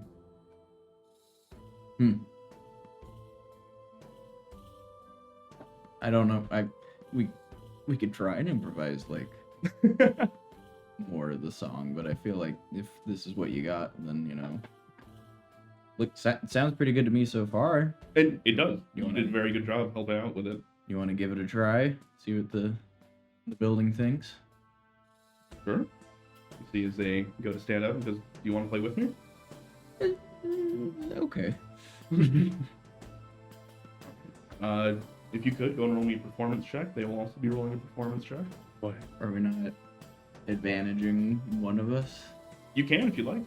Yeah, I will Back up. You can pick. I will take a support role. Doesn't want it to be.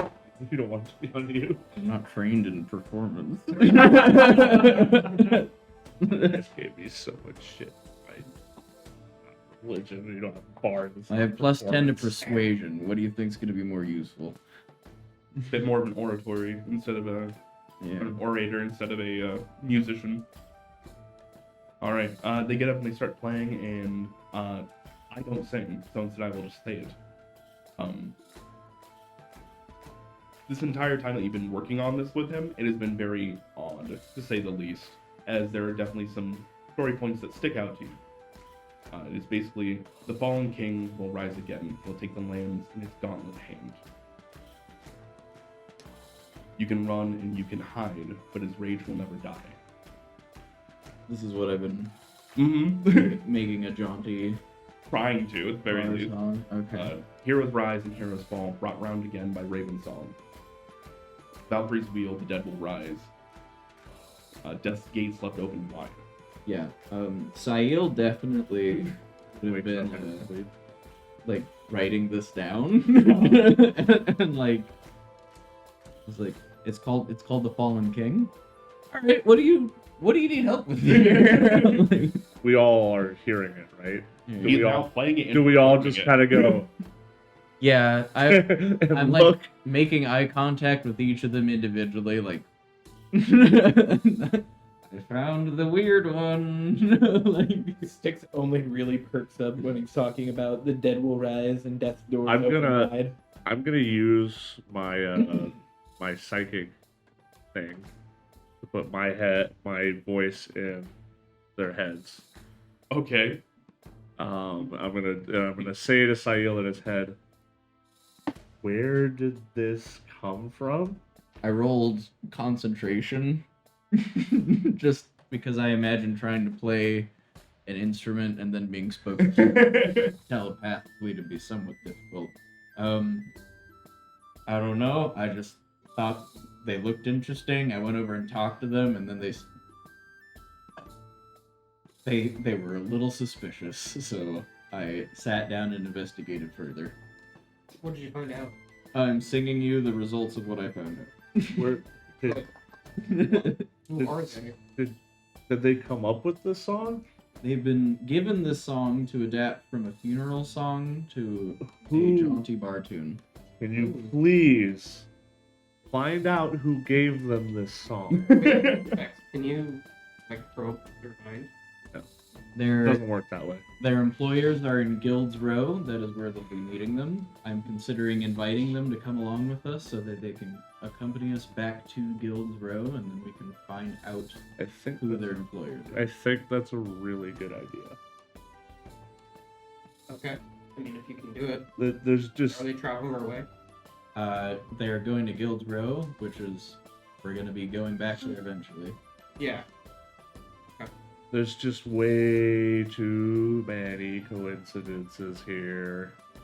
So, you guys can actually thank Bygone. This is a randomly rolled encounter, which is Bard has a song relating to group's current quest. Thank you, Okay. Bygone. Thank you. Sticks. What do you think of the sussy baka I found? I mean, he's talking about death, and I don't like that. Or specifically undeath. Okay, I was about to say. You're gonna be twitch in your head. So I think it'd be a good idea to keep an eye on them. Figure out who their employers are. I mean, we've seen him once. Maybe we don't need him if we get killed through first. I can We ask. don't know who the employers are. No, but if we just happen to end up in like bars, maybe they would approach us. If they live. I can ask the captain if he can bum a ride. Mm-hmm. Maybe he'll tell you where he's supposed to meet him. Alright. I will try to get more information about the employers out of this guy. If you guys want to see, just tell the captain that we have a bard entertainer who's looking to find a Okay. potential transit. I will try to sell them on coming with us if I can't get more out of there. We can always get more alcohol from him too. Yeah.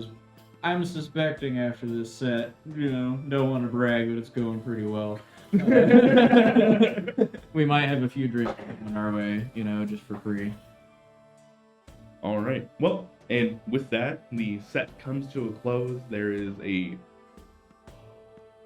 positive, if confused, applause where there's like, "This was good." That lyrical content was odd. I imagine. All the other kids. Yeah. Exactly.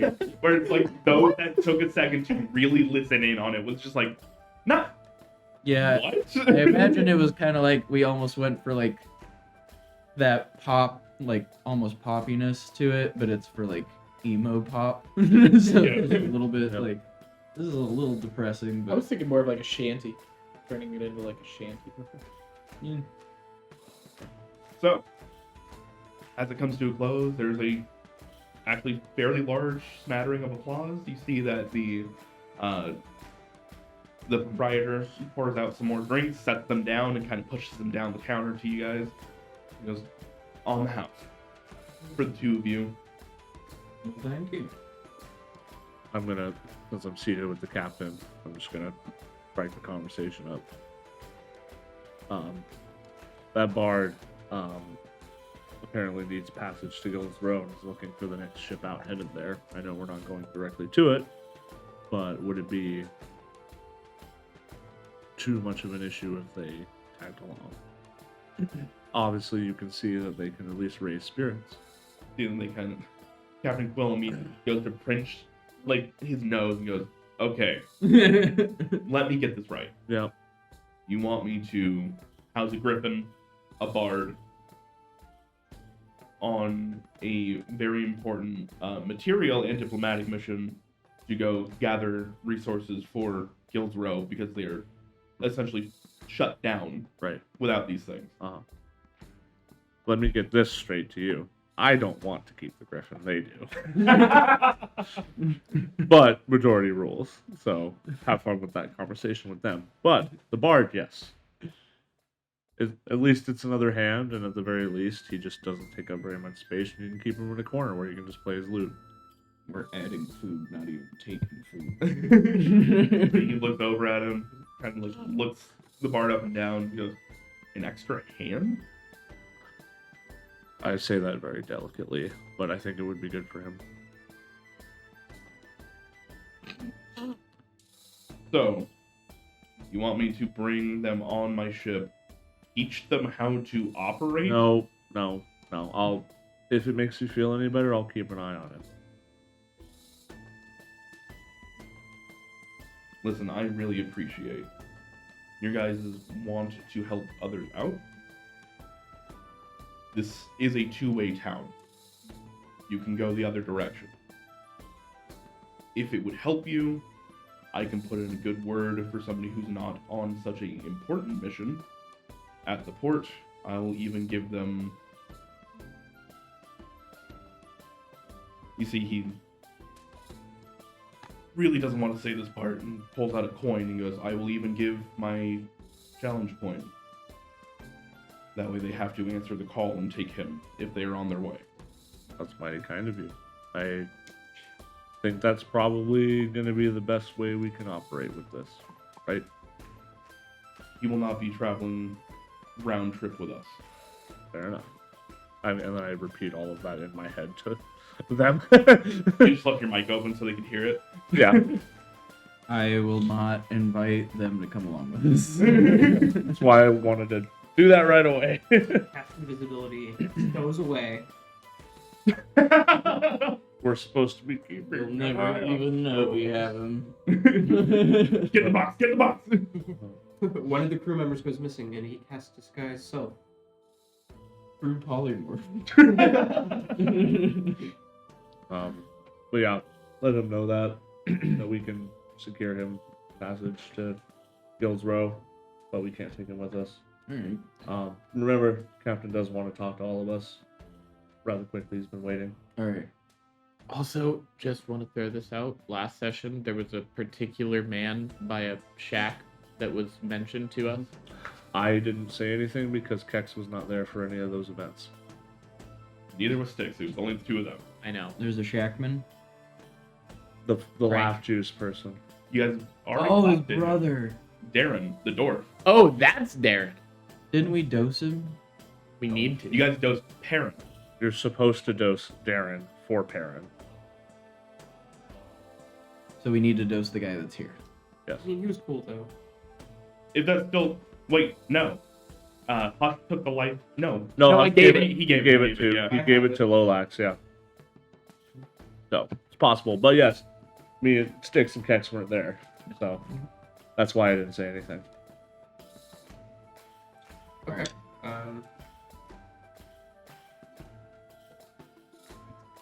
nice though. He sold us wings. Gave us meat. Then don't spike his drink. Oh, the butcher was Yeah. the guy we need to dose? Yeah. Uh-oh. Yeah, I feel a little bit bad, but we did accept a job, and it is just a little bit of brotherly pranking, you know? Hush. Pranksters. Hush was telling me about it. It's a little mean. Maybe we should do it on our way out. Okay. I don't want to see the consequences of that. Is this a He floats away. joke? Is that what this is? It's a prank. Yes. It's something that we agreed to, and Well, we definitely want to keep our word, right? Yeah. That's what we do, right? I feel like I'm gonna lose my pen pals back if it comes out. Well, we won't have you do it. You can just be like far and away, and we'll have sneaky people. Because like sneaky. it's his brother who has to. I have an idea. I'm going to take what's left of my unfinished Aarakocra drink, and I'm going to say like, okay, where is it? No. Jeremy, I just want to tell, like, this is a bright gold liquid. I'm pretty sure. Was it? Yeah, like it, and you have a clear alcohol. It's not gonna work. It is golden colored, but the liquid Well, you're itself doing is also potion clear. stuff right now. How suspicious would it be that you're fiddling around with like liquids and stuff in the corner? Not. Yeah, you are actively brewing something, and then you just pour it. Six, what is your passive perception? Oh, really high, I think. 17. 17. All right. So, you being a religious man as well, as you guys are kind of like talking about this and looking at him, I assume that you guys are still in like different corners of the bar as well. Yeah. Which makes it even funnier. Just the image of him being blissfully unaware, talking to other people, hawking wares as you guys are plotting his downfall. You do look at him and you notice that his hands have essentially missing sockets where his knuckles should be. They're basically open the air. And he has a bunch of tattoos on him. Can you go and give me a religion check? Huh? Hey ho. It's like a 9. 9. All right. Well, it's cocked, but Well, if it's cocked, reroll. even worse. 7. Even worse. Okay. Then, with your passive perception, that's what you pick up on. Sail, you also pick up on that information. So you have a higher pass than that. Are you trained in religion? I have half of all trades. Oh, yeah, you do. Go and roll me a religion check then. No. Lucky number 3. Let's go! Total of 5. 7 if it's history, which I'm trained in. It would be specifically religion. Alright. All right, then neither of you pick up on this little bit. Alright. While I'm doing this, can I draw the symbols in my, like, I'm assuming just like my notebook, which I'm like pulling information from to Sure. like make the potions? I just want to draw the symbols out and maybe ask somebody a town down. Do you speak Dwarvish at all? I doubt. They use the same runes as Primordial, right? I speak Goblin. Goblin. Okay. Celestial, Common, and Goblin. All right, that does not help there. Do you speak Giant? I speak Primordial. So I don't know if they share a root or not. I don't believe they do. Okay. I think Primordial and Sylvan do. I don't think Giant does. Yeah, I have Primordial, Sylvan, and Elvish. So I got that family. You learned Latin and then went out. All right. All right. Never mind then. Sorry. So I can't draw them. Oh, you can still draw. Okay. No matter how accurate the symbols are good. In fact, if you could go ahead and give me a wisdom performance. So if you're proficient in performance, go and add it, but just use your wisdom, like a wisdom check. 6. Okay. 3 lines. 2 plus 4. That's all you get. 4 plus 2. Oh, Ooh. 4 for the win. Yeah. Okay. So They don't know. I don't know if that's something you want to make note, or if you want me to note like how I draw them. If you could note it, that'd be great. and let me know next time you want to try and reference it. And I'll make note. Rolled 6 for wisdom performance of drawing. Beautiful. So are we gonna pull this prank on the way out?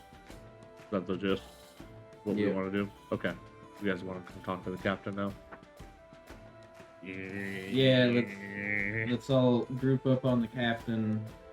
You know, settle in for the night, and in the morning we can dose the guy and Fantastic. pick up supplies, head out. Sound good?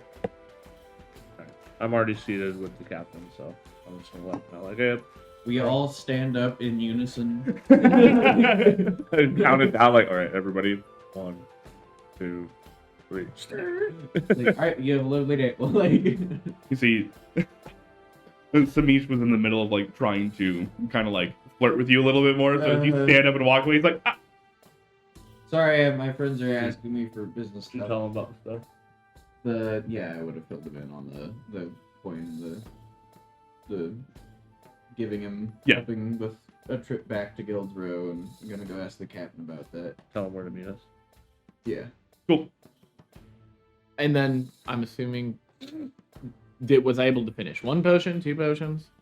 It takes It's a lot. it's a downtime activity, so it takes a day Oh. to brew 1 potion. Yeah. So you gotta go. So it takes a long rest. Oh. It's something like you do right now, which you're doing properly, which is like I'm sitting down, we're not doing anything important. I am getting everything put together. Then you kind of put it in the brew stand, go to sleep, wake up, should be done. you got it started. Probably do that like on the trip. Yeah. Just I mean, I already started it, and Yeah. we're sleeping here and then leaving? We don't know yet. Well, speaking of, About to find out. as you guys approach Captain Quill, he looks at you all and goes like, well, again, I just really want to thank you guys for the work you did. That definitely could have been a lot worse.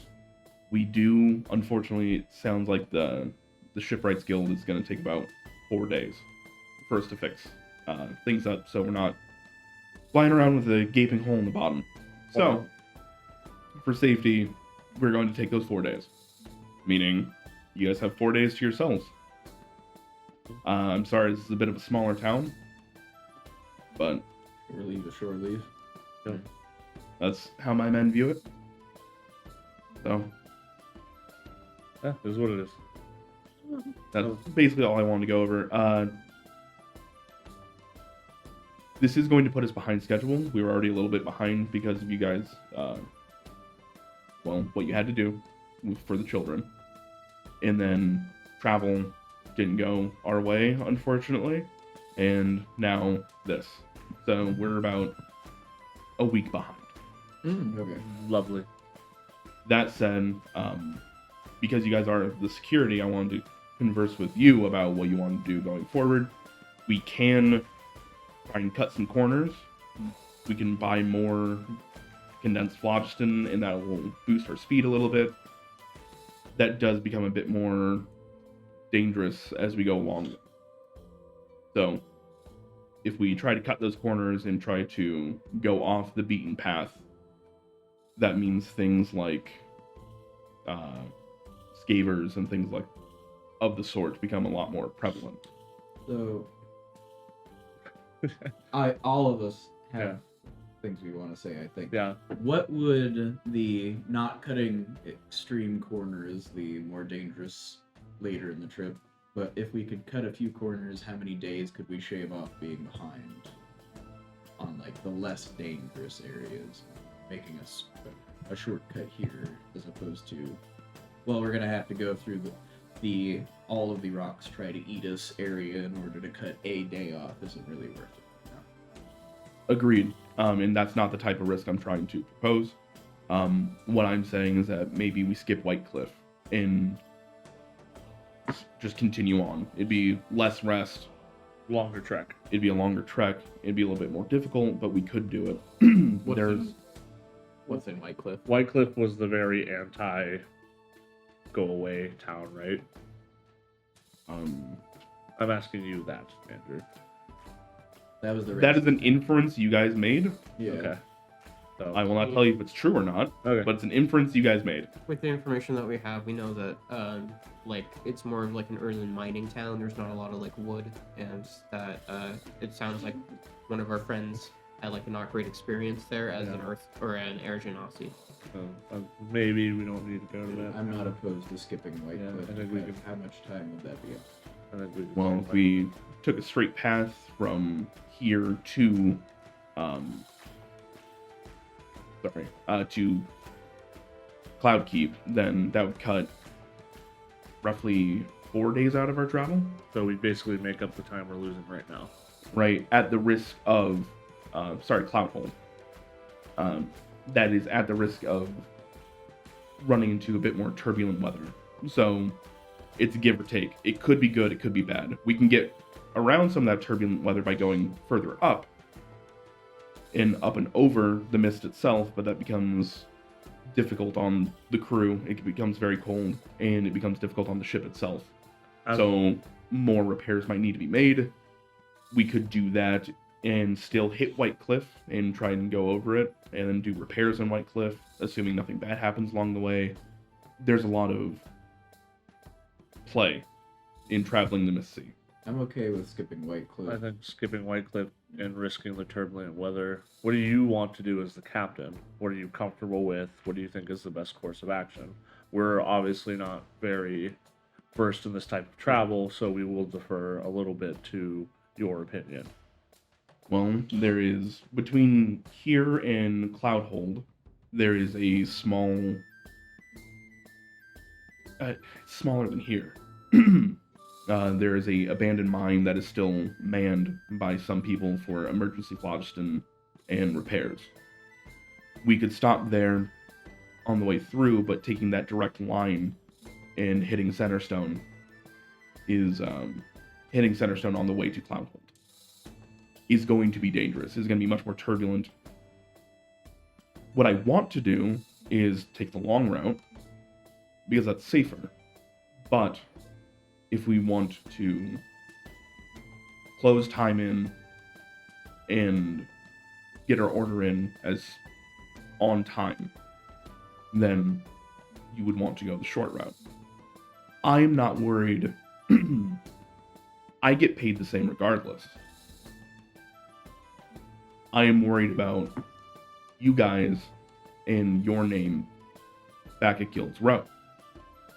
This is one of the first times we've ever allowed an outside security detail on it. And while the council is hesitant, I think you guys have been doing a lot of good.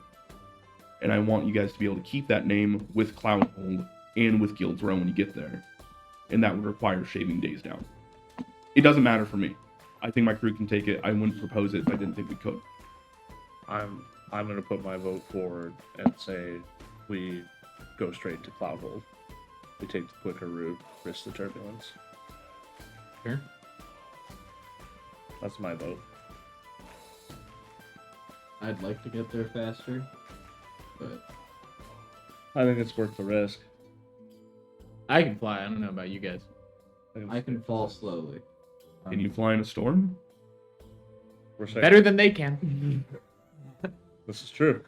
I think that the safer route is probably best because like we're not just risking like our lives with the idea that we can deal with everything that happens there, but like that's also the lives of the crew.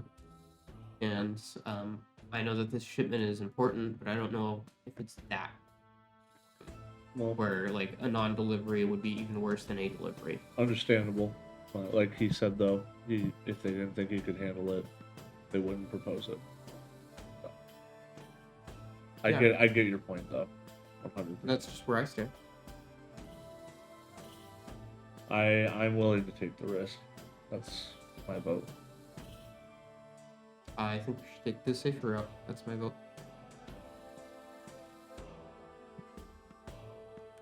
I say take the risk. For fear of not causing just a dead tie, it's 2 and 2, and then we have to argue about it for I would longer. have decided if it was 2 and 2, we flip it. There's also the fate dice. Yeah, but don't we expend it if we use it for that? You also get them back when you do something that's blind. Yeah, but What does Sail want to do? Not Colby. That too. Because I'm going off of what Kex wants to do, and what Sam wants to do. I would rather do it safe. We're 2-2. Oh, do we want to do a flip? Or we let the captain decide. Well, he doesn't He care. already He doesn't. said that it's for our benefit. Yeah, he doesn't care either way. I'm cool with rolling for it. Do we want to do a 50-50 or do we want to do odds or evens? Do you want to do rollies? High roller. High. Do you want to do high or low? Let's do low. Low. Okay. Yeah. Low. Do you want to roll d20? Sure. The lowest roll wins. Yeah, best out of 3. Sure. Oh fuck. 18. 12. Oh well, you won the first one. 7. 9.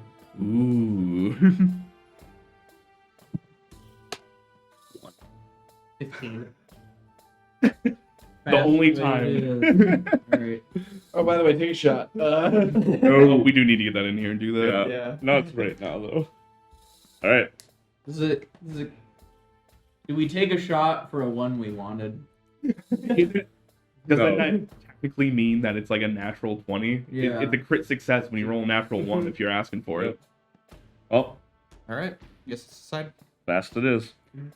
All So, right. Let's do If what If can something goes wrong, we kick Kex out. sure. Right overboard. As soon as you get Uh, the first sign of turbulence. what can we do in terms of preparation to make for that more dangerous journey while we're here? Anything that we can do, provide, etc., to ensure that trip is safer. I'm gonna go speak with the Shipwrights Guild and get some more reinforcements on the masts and stuff like that. I fully believe that we are probably going to be sailing through a storm at some point in time. As well as I will We did it once. get some more harpoons and ballista ready.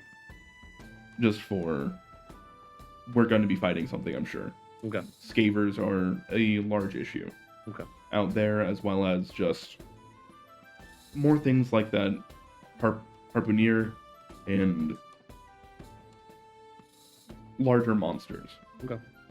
So I think getting some more reinforcements, ammunition, and stuff like that would be well suited. If you guys can. He kind of like stops and just starts looking at you all and They picked this ship because it is quick and it can carry a lot.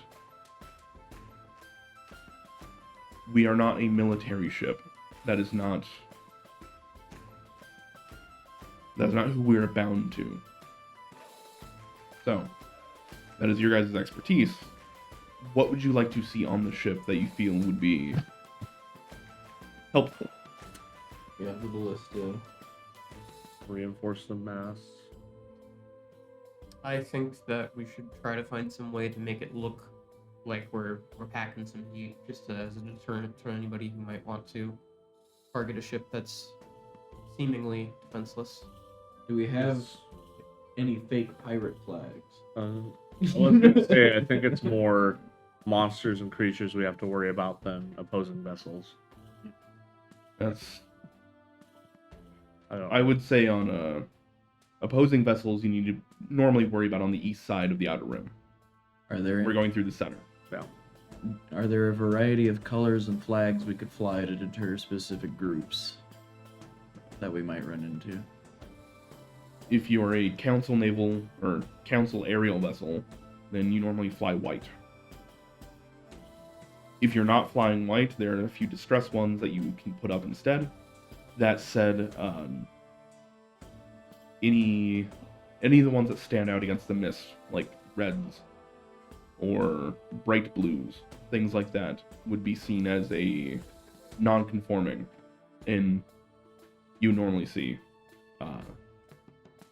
from pirates and such. Some Unbound will normally do that. They will also very much taking from pirates of your age in your area, black flags Mm-hmm. are also very common. All right.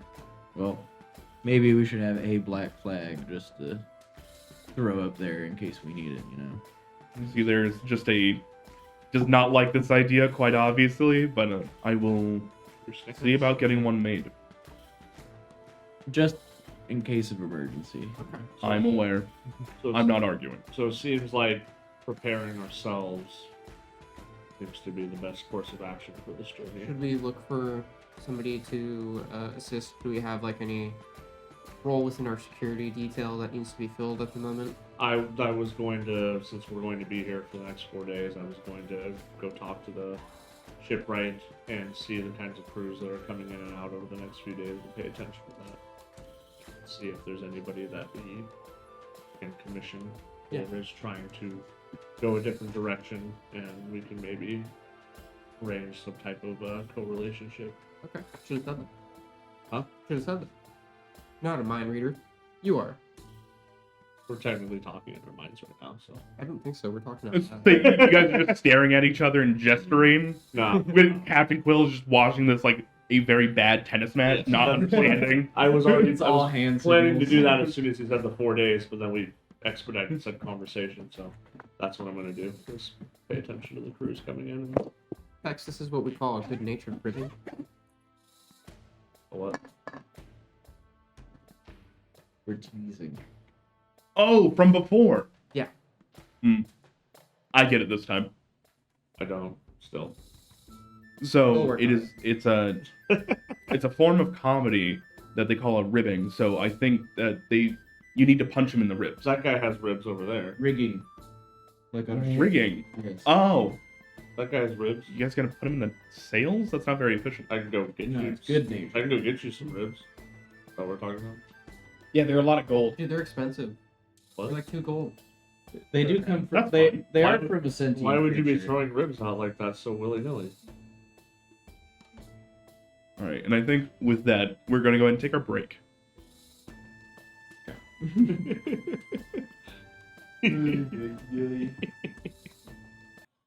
I love that's what we came back to. Welcome back. We had a bit of a break. We went potty. We ate some food. Last time we left off, you guys were hanging out in Stone's Loft. You guys got off the boat, went and spoke with the healer of the town, which just looks like an actual doctor. Went back to the Rooks Roost Inn, and I'm sorry. The doctor had like a PhD, and we're just like, oh, you're normal. yeah, exactly. No magic stuff? Yeah. I can actually sew you up, like. Why would you go through the effort of learning that when you could learn Magic. like? Not everybody has magic. They can just devote themselves to somebody and get it. Borrowed magic, right? Rented magic. All right. Magic at all. Kind of even cooler. No. Yet she was still used. Yeah, for your particular thing, Yes. maybe you don't have a fucking broken brain. Sorry. I was about to say. Anyways, Not on her. yeah. Anyways, you guys then went to the inn, spoke with some of the patrons there, hung out for a bit, worked on a dirge to turn it into a pop ballad. I'm sorry, an emo pop ballad. Pop punk. Pop punk. Yep. Found out that had some very odd, very particular shit for you guys. Thanks, In Biden. it. To be honest, Thanks, Bygone. I can almost imagine it as like a Midwest punk emo where it's like they take some random thing, like I don't know. Yeah, it's like a character in a show that's like opening up about something, and they're not even singing; they're just like crying or like talking, and then somebody's like doing a riff in the background, like tapping. It's Bobo trying to explain why he was a terrorist. Exactly. And then right over that. No, just like really like melancholy tapping and stuff. We'll need to do this one day. You guys then took some time, spoke to each other, spoke with. Jeremy wasn't present. What? Barricade door. I did. At the door. Jeremy. I did barricade the door. Okay. I was about to struggle through getting up. But I'm glad. Really glad I don't have to. I'm not joking. Like I did barricade. Oh, it. Sure. I'm not. Not giving you shit. Just an assumption, my bad. Leg hurt. How dare we? Yep. Anywho, from there, you guys spoke with Captain Quill and discussed about plans for the future, electing to take the more dangerous, less traveled route through the center of the Mist Sea. Shaka, bro. And that's where we pick up with you guys now. What would you all like to do? Is there anything else you'd like to do before we tie up and go to bed? Not particularly. All right. Well, rooms are provided for you. So as you guys go upstairs, there are these very well-appointed rooms that seems very nice and cozy. The beds are plenty soft, nice pre-fluffed pillows. There are basins and stuff inside each room for you. It is very, very nice. But as you guys all drift off to sleep, Sail, Yes. the sound of the mist that kind of eddies through this kind of like constant gale that goes on slowly changes and turns into a bit more of a sea spray tied against the shore. And as you open your eyes, you're home. Okay. I'll look around. Where am I? Like on the beach at home? Very much so. Okay. It is a stony beach that seems very rough. The water at your toes is cold but refreshing, nothing you're not used to. You're right at the river's mouth as it leads into the sea itself. I'll wade out to the middle of the mouth of the river. Meeting you halfway is Majra, who looks annoyed. As she puts her hands out, give them. The eyes? He needs them. I was going to give you this as a gift. I was gonna take those and have them analyzed. I just tapped the shotgun mic. It's okay. That is the most altered part of a Fey being. I wanted to take that and have it analyzed to see what kind of substance it was by the Azoria so that we know what is even able to do this to spirits like this. I didn't just take his eyes so that I could sell them later. I want to know how this happened so that we can fight it better. See that she is just, right, but I can't put him back until he has all of himself.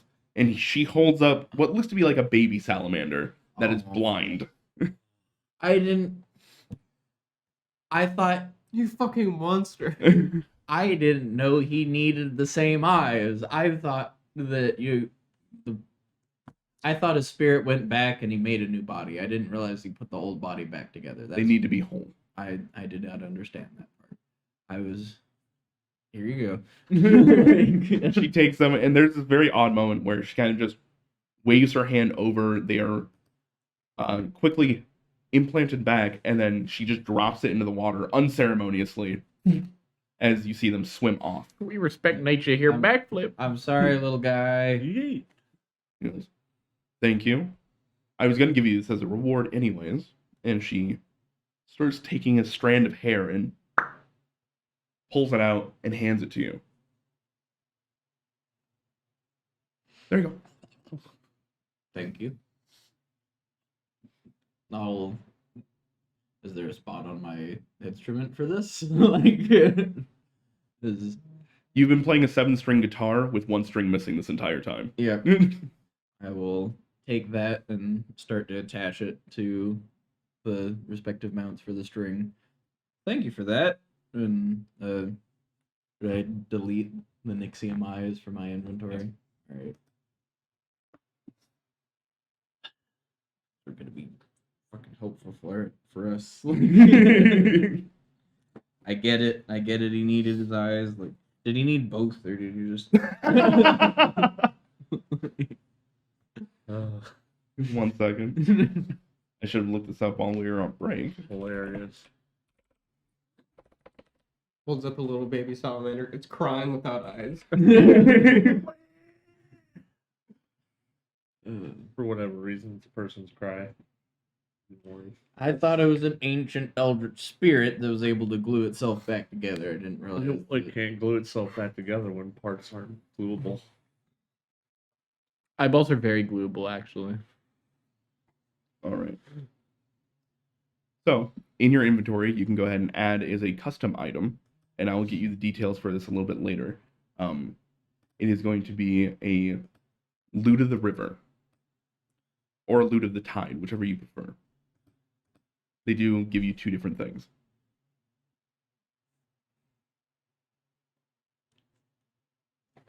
Loot of the Tides. Loot of the Tides, okay. Log in the chat. You got a cool thing. So with this, once a day, you can cast these at a same as your spellcasting DC. You can cast Animal Friendship, Protection from Energy, Fire only, and Protection from Poison. Okay. Dope. Shoot.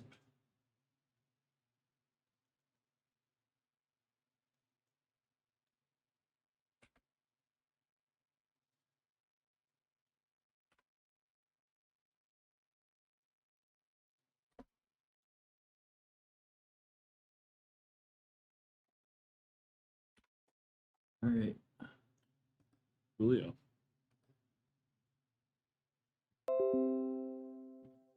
Well, thank you. Appreciate it. All right. I do have in the notes what those spells were. Cool. She gives you a wry smile. She goes, I think this is the last time I'll be able to speak with you for a while. Just lack of water where I'm going. Lack of moon.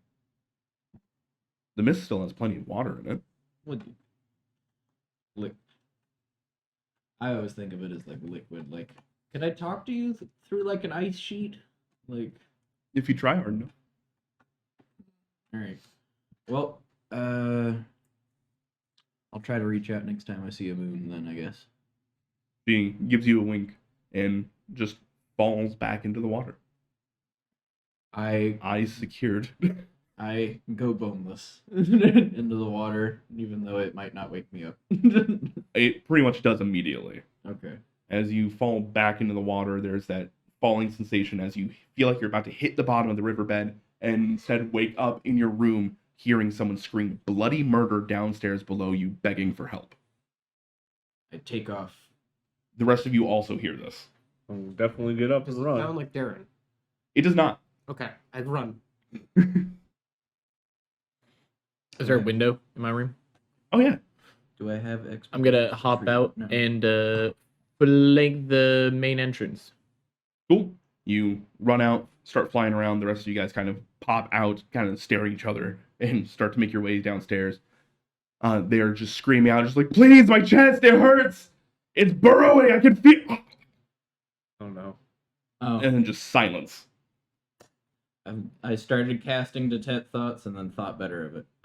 I will start making my way in the direction of there. Like, all right, everybody, come on, everybody, stay in your room, stay out of the way, security team. Is there anything outside that I notice?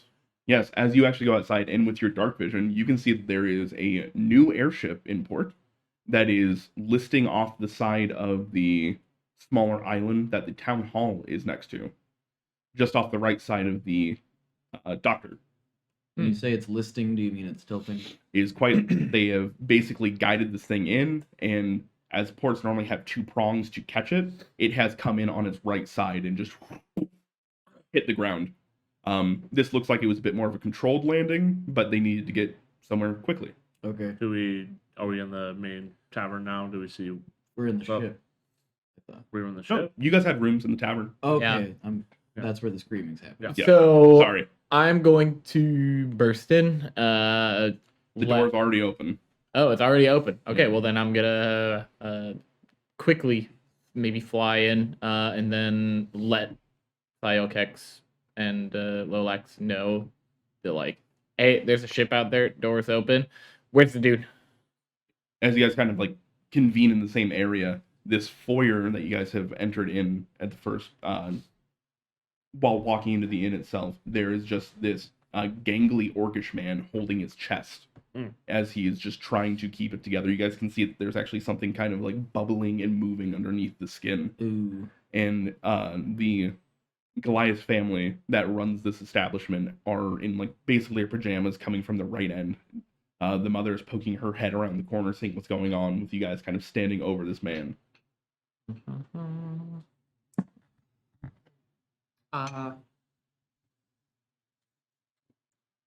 Part of me wants to look for the snapping turtle old man who's coughing and has a puzzle cube. But the other part of me is worried about what's going to come out, and if it's like something that might be contagious or try to burrow into another host. So I'm going to take the ready action to aim firebolt at the chest in case like I need to deal with something coming out.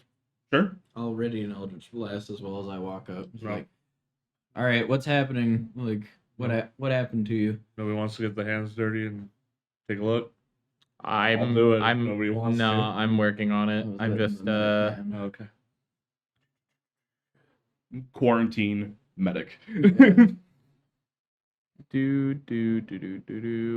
We need to find Ron and Thrawn. Like, how does this thing look? Does it look like something that's coming from the inside out, or does Yes, very much so. Mm, In fact, as he's kind of sitting there, he can't even speak to you because he's just writhing. He looks like almost like he's seizing. Blood is starting to froth from his mouth as you can hear the cracking and the breaking of something from the inside trying to bust its way out. I do hold my finger guns like Mhm. this as I. I'm gonna try and as precisely as I can try and like cut this thing out. And I do have a plan for after. All right, go and give me a medicine check. I'm just standing at the ready, but I'm also kind of more concerned about the airship. 9.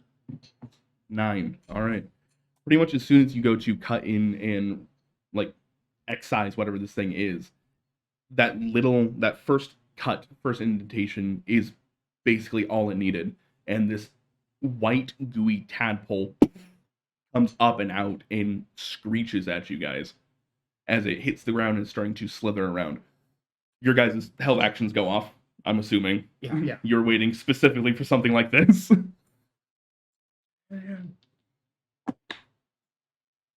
Wowzers. Got a 6 and a 9 on the dice. Nice. That D20 is so cool. So nice, you shot it twice. Yeah. Does a 23 hit? Definitely. 13 and 16 to hit. Both hit. All right. Go and give me some damage. Also, would I have had any recollection of what this kind of thing is? 11 damage. You can go and give me an Arcana check. At disadvantage, things are happening. 17. 17. This quickly turns into white mist. White and red mist as you guys both fire into it at the same time. Kind of colliding on both ends as this weird magic rebound happens between your two spells. And it just... That is a dirty 1. Dirty one! -1, 2. Oh no! You have no idea what the fuck this thing is. And you can't even look at it anymore as it's fucking gone. How many hours has it been since we had the conversation with the captain? It's been about 6. You guys had enough time to like go to bed, and We you have technically got a long rest. We have 1 hour left of. Oh, okay. So I'm going to preemptively use my Circle of Mortality, Spare the Dying as my bonus action. I don't know if this is in, but also at the same time, I'm going to use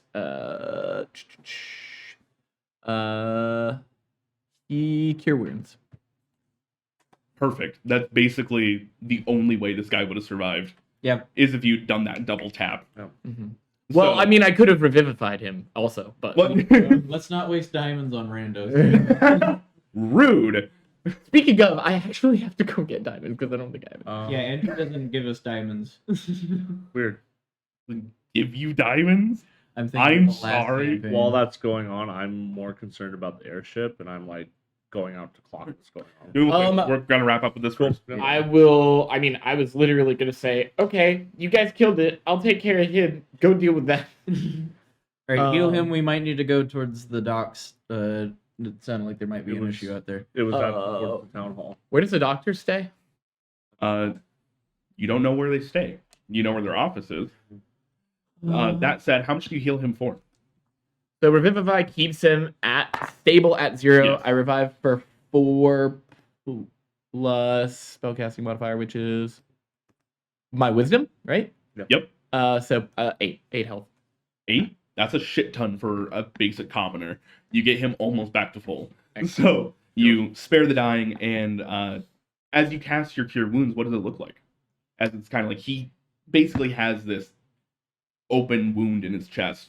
How does your magic solve this? It is like the opposite side. So like the motif is like gold and black. When I did, what was it? Not guiding bolt.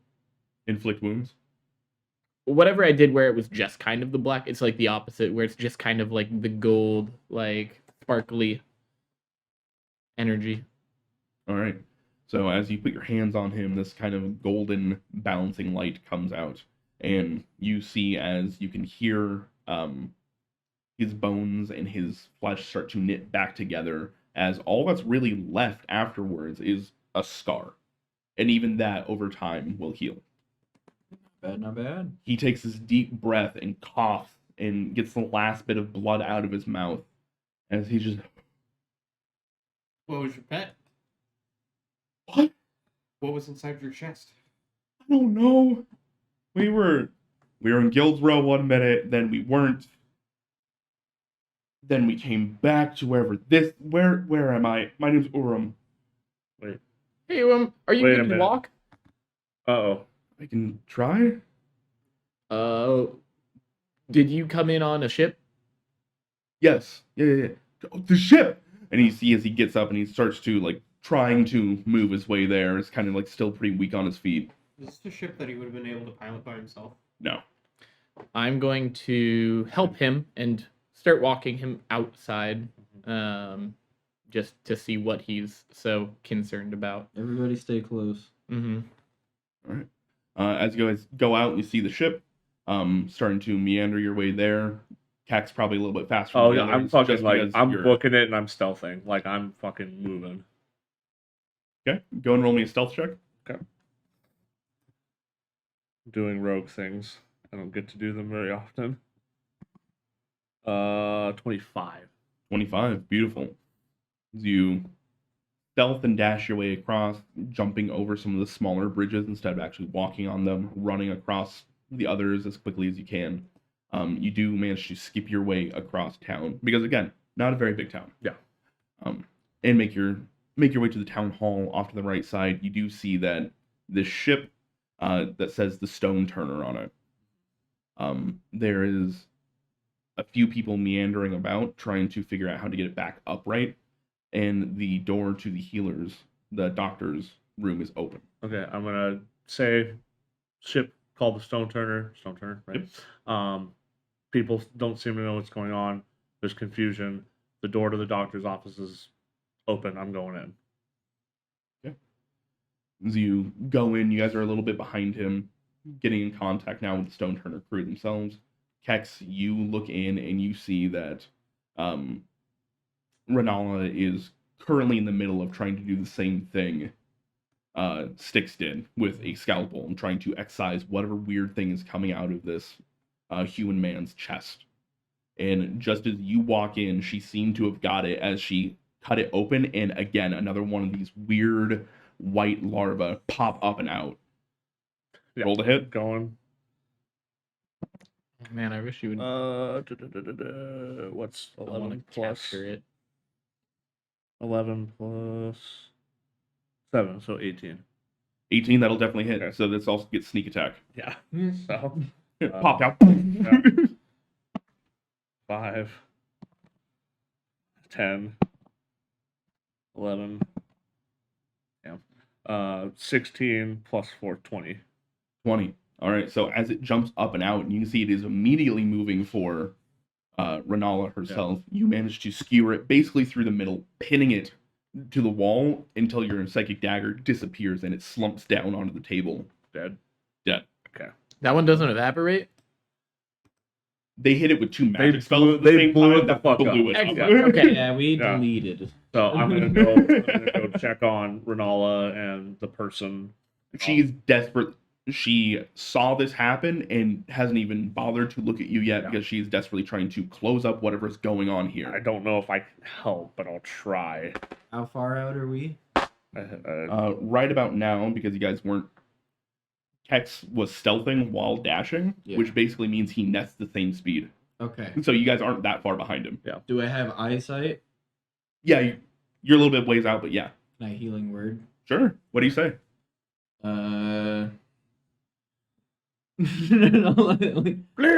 Like, oh shit. Oh shit. Like, oh no, don't die. Just at the body that's laying on the ground that just had something pop out of it. Beautiful. All right. 5. 5. All right. That is enough. Okay. Again, very good thing that you guys were immediately on top of one another, because if you hadn't, dude probably would have just bled out and died. Yep. So Why I'm trying to be right there on to give Uh-huh. the backup. as you cast this healing word out really quick, you see that the much like the other guy, his chest starts to knit back up, and you see Renala has to pull out the gauze and everything that she was trying to apply to stop the bleeding before it actually winds up getting consumed by his own skin. And she just stops and just, wish I could do that. Thank you. Okay. And she runs off, and you see that there's another person on another cot.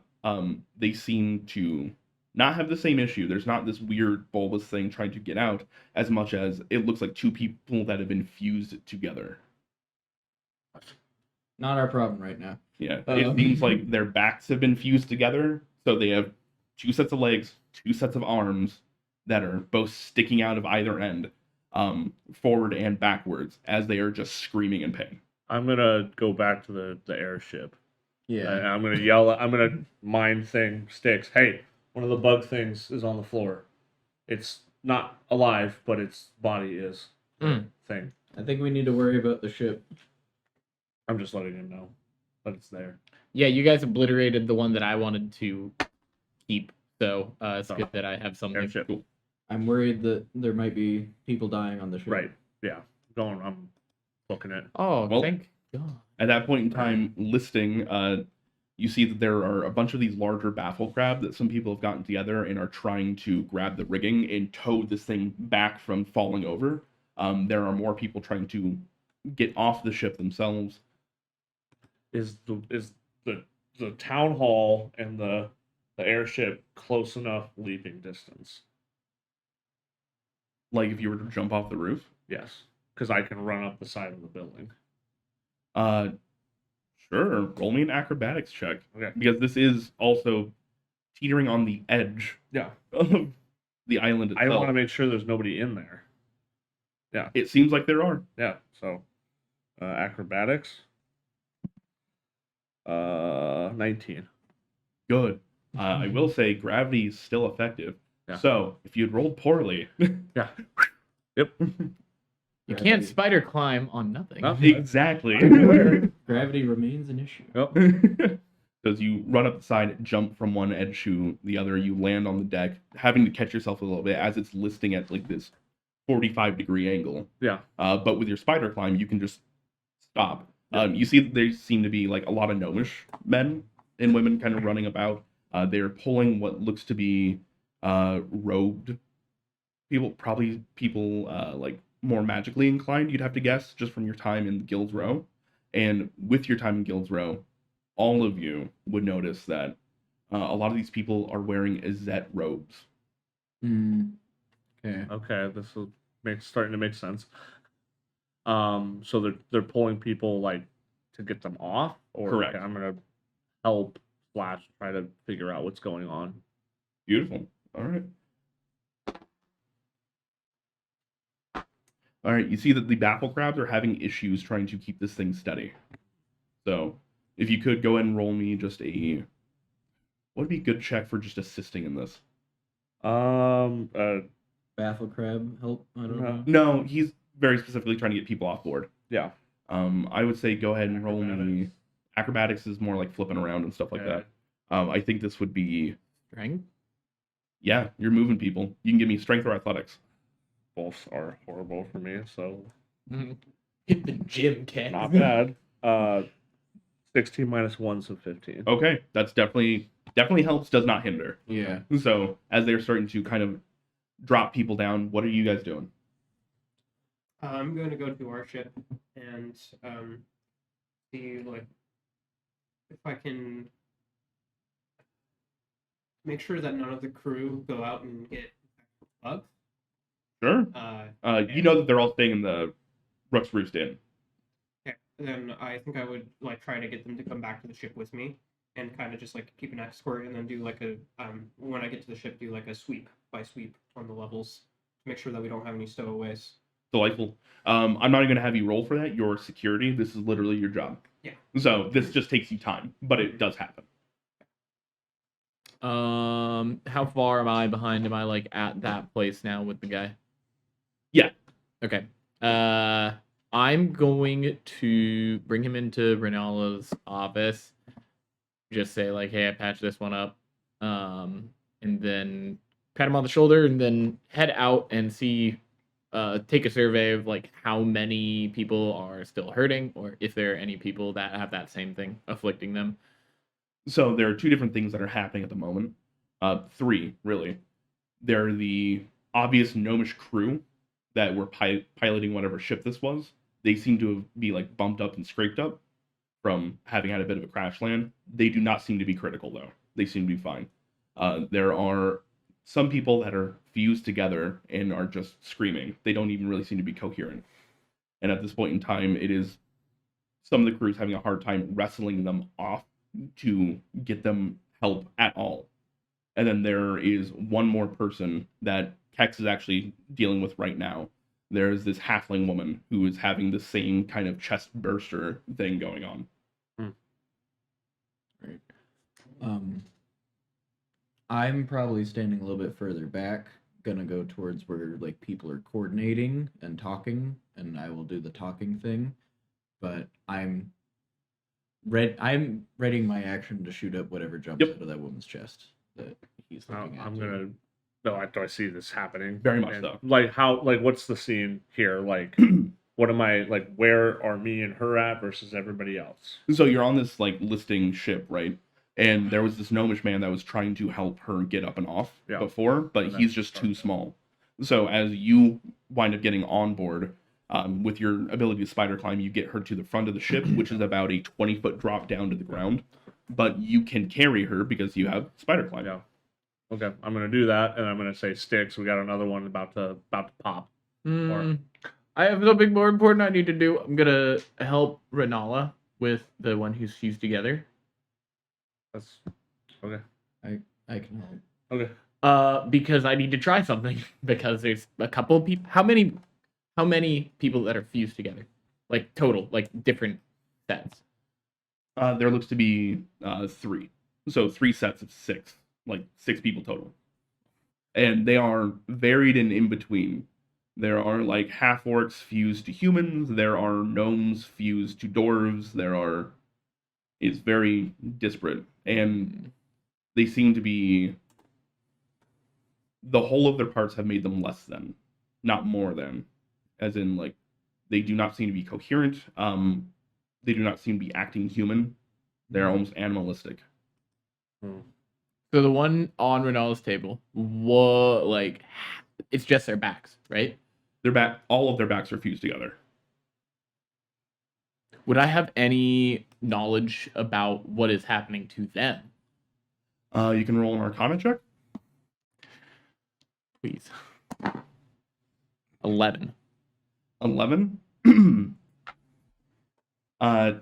There seems to have been a magical accident of some sort that has caused this. Right. And you're not quite sure what medicine can do to help.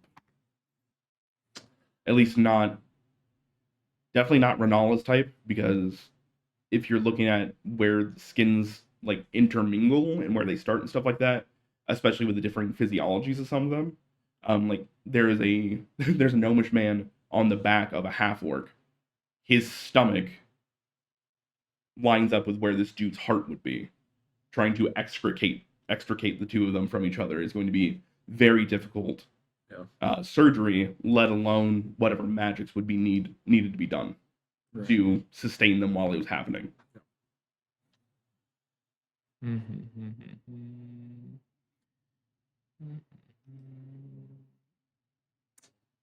And minor restoration probably wouldn't do anything. I would need greater restoration, most likely.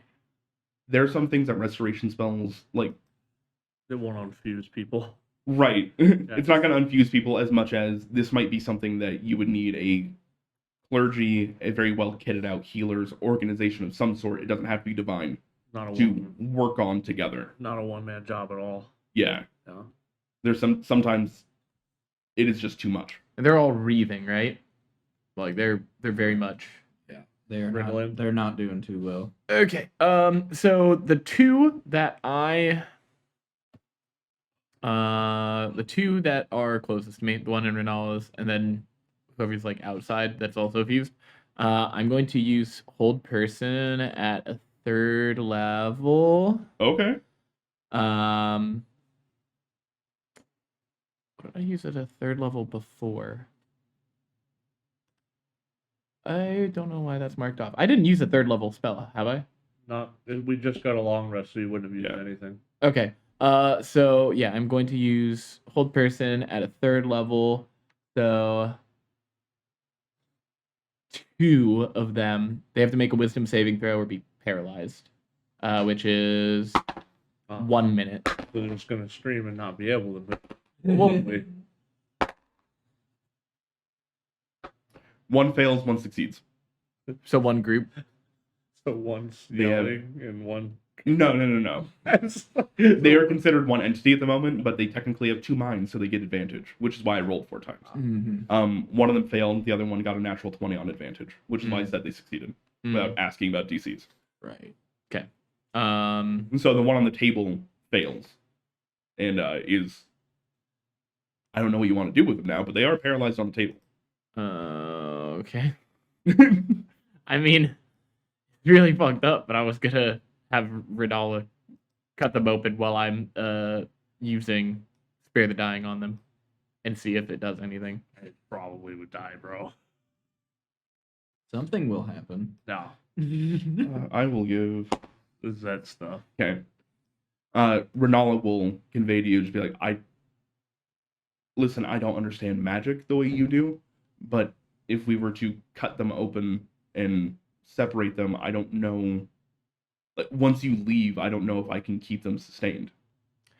So it was basically have her cut them open. I technically have 2 ways. I mean, we're obviously not in combat or anything, but I have 2 ways of Spare the Dying. I have it as my cleric and Circle of Mortality. So I was kind of like thinking about doing that and then using Mass Healing Word as a bonus action for anybody up to 6 that are afflicted. Gotcha. Okay. For the sake of brevity, we can say with the hold person and her very good medicine roll, you guys can do this. And they are going to need a lengthy recovery process. You will need a Mass Healing Word because you need to be able to hit multiple people at a time while you're doing this. But you can get the 3 over the course of about an hour separated. This is going to be traumatic for them in the long run, though, doing it this quickly. And you're not quite sure how they're going to recover. They will be alive, but you're not sure how they're going to recover. Better than nothing. Or maybe not. I don't know. We could off them too. Or just, I mean, We could always murder. Throw them off the edge. It's that stuff. So I guess I'm gonna go with it for right now. I'm gonna mark off another 3rd level spell for Mass Healing Word. Wait, is Mass Healing Word a 2nd or 3rd? It is 3rd. Okay, yeah. So that's up to 6. So technically that would work for all of them. Mhm. And then How many third level spell slots do you have? I have 3, so I have Okay. 1 left. Delightful. All right, dope. That all works. So, you managed to get that taken care of. The Sail and Kex, I'm not even going to have you guys roll for it at this point because you did it the first 2 times. You're sitting there ready for it. You managed to pop goes the weasel, heal. All right. Cool. I'll mark And off another spell slot, and so we got 2 bugs. I'll, if possible, since they're going to be doing it for an hour, Yes. some inspirations. Delightful. So we got 2 bugs. You have 2 bugs. All right, I'm gonna just kind of round them up and put them in one spot All right. and ensure people are good. Cool. Lolax, you get everybody situated, and by that time, you've got them all into their quarters, spoken to Captain Quill about what's going on. Is there anything specific you'd like to say? We know that there are some people who came into port and they have some kind of beings that live inside of them and then try to escape the body. So for the sake of the crew and making sure that we don't become waylaid, we want to make sure that we're isolating from those people, so that way we just don't have to worry about it when we leave. Right now, my friends are helping with that situation, and I'm here to take care of everything on the ship. I'm going to be doing a review of the food that we probably ate while we were here, and also making sure that all the provisions that we have don't come from here. So, if there's anything that you can do to assist me with that, thank you. But for right now, I'm just going to go do a sweep of the ship. All right. He assigns a couple crewmen to help you out with this. That way, you're not the only one doing it. And then he will also just so you believe that we should completely change out our food supplies, get rid of whatever we bought from here. I think that if we bought things from here, that we should figure out more about the situation, but we should make sure that they're in a separate area and they're not going to be eaten right now. If we need to, I know that Styx has the ability to create more food. It might not be the tastiest stuff, or it might be, I'm not sure, but we do have the ability to be self-sufficient without that. So it's an added risk that we maybe don't even need to take. Understood. I will quarantine that stuff off and leave it for you guys to look at after you know some more information. Thank you very much.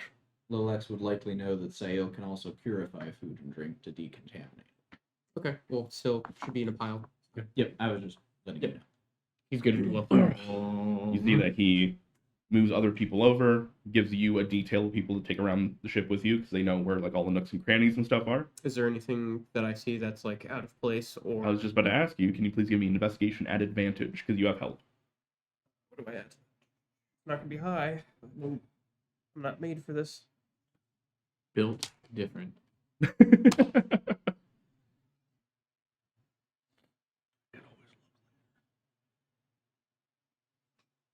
That's a 6.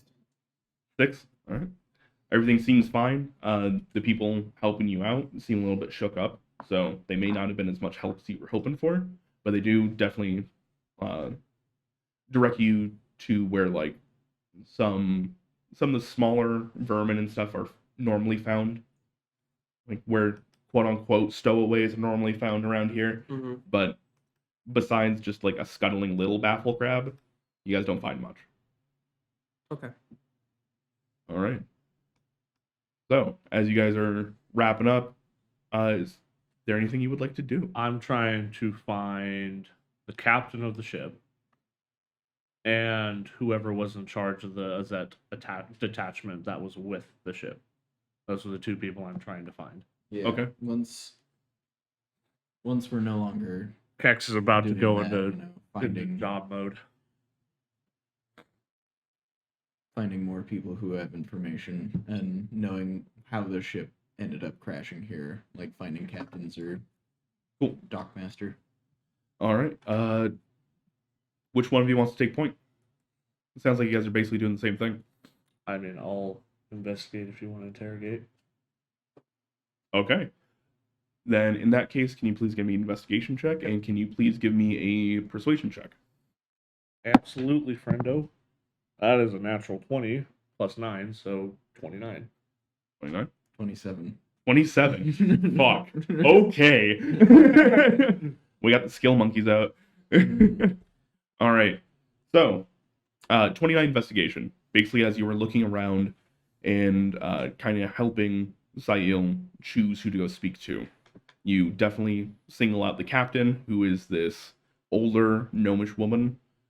She seems to be a little battered and bruised, but still standing, directing people. They've gotten this, with the help of the baffle crabs and people hopping off and pulling, they've managed to get the ship stabilized and back onto the ground. And it is just at that point in time where you see her take a deep breath and takes her hat off, kind of slicks her hair back a little bit more. Hello. Hello. Hi. We are. Thank you. Yeah. We're working security for one of the other ships in port. We're licensed out of Guild's Row. We noticed some Izzet uniforms nearby, and we're hoping to see what was the cause of all this hullabaloo, and if we can talk to the head of the Izzet to get an understanding of how this started to occur. Head of the Izzet is not on board. From those that could speak, when we got to them, essentially we were doing an ore run. Mm-hmm.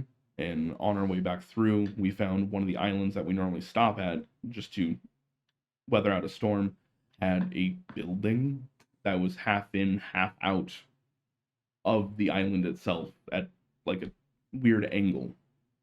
What island? It doesn't have a name. It's normally just a waypoint. It's just something we skip across on the way. Nobody lives there. Just a rest point for us. Okay. We stopped to investigate because that's weird. And they just all poured out and hopped on the ship. Yeah, is that did? Yeah. Okay. We tried to get some information out of them on the way, and all they could say was that they were adrift for a long time. They were somewhere else, then they wound up here, in that something about frogmen. Okay. We booked it as we sailed as quickly as we could for here because Renala was the closest healer we could find. And we had to do an emergency landing. And were they already glued together? Yes. Okay. Are we still connected? Yes. No, actually. The hour has gone up since you were helping. I can read. By the way, I could redo it. Okay, then redo it. mass healing word 6. I'll redo Cool, it, thank but you. it can only be between me and Sayo since everybody else isn't nearby. Cool. So. I'm gonna start scanning for mines and see if there are any extra mines where there aren't brains in some of these bodies. Right. That's a good idea. Um, I'm gonna keep an eye on the. Is that I am still in my Azorius. yeah. So. I'll say it out loud. Let's get any Izzet condensed into one area. Any who aren't fused. No, and even the ones who are fused, if we can have them all localized in one area where the dock guards and we can keep an eye on all of them at once, that would probably be a good idea. I'm worried that all of them may be contaminated, and it's only a matter of time before more try to burst out. Okay. I can assist with that. Yeah, I can help with that. All right. Also, we want to round up your crewmen and just. I don't know how long they were with you, but I can. We rotate crew frequently. We're not How long were the Izzet? I'm saying how long were the Azet on Yeah. board with your crew? a few days. Okay, so there's a chance that something could have spread. We don't know what the heck any of this is, but this is all very weird, very freaky. So we just want to keep an eye on everybody who was involved. Yeah.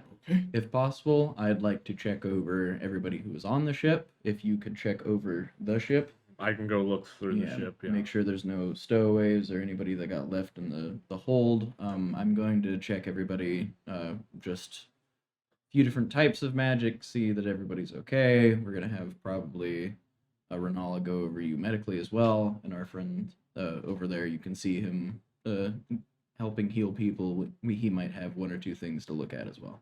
Screaming in the background. Cutting people in half, Yeah. paralyzing them, I just imagine you like holding your hands out while praying. like death magics are radiating from you as you're gluing bodies together. Like, All right. So, that crazy high persuasion check is what is basically allowing you guys to just be like, we're dictating this, and then her being okay, Yeah. because she's not. You guys did come in, take charge, took names, and she's just like, yeah, it seems to be for the best. Mm-hmm. So, you guys quarantine the Azette, and you guys quarantine the crew members from each other. And as you go about that, there's an odd moment where some of the townsfolk are now just kind of like, they've been watching this entire time, but as this commotion kind of dies down a little bit, you guys can see that there is a older gnomish man kind of making his way through, and just is everything okay? Maybe. It's under control at the moment. Hi, my name's Sail. I'm one of the licensed Guild Pact security details for the dock. Nice to meet you, sir. Shake your hand. Pleasure to meet you. My name is Velo. I just live here. Okay. Well, it would appear that we had a bit of a crash landing. There were some rescued. I can't. What's that? Not as that like. Not not deserters, not stowaways. People that get left out. Like Just Marooned. rescued. Marooned. Yeah. Some people who were marooned that got rescued. They all need a good amount of medical attention, it would appear. And the ship crash landed on its way in. So right now we're just taking care of everybody and making sure that this isn't going to be as big of a deal in the morning. Okay. We appreciate. Is there anything we can do to help you?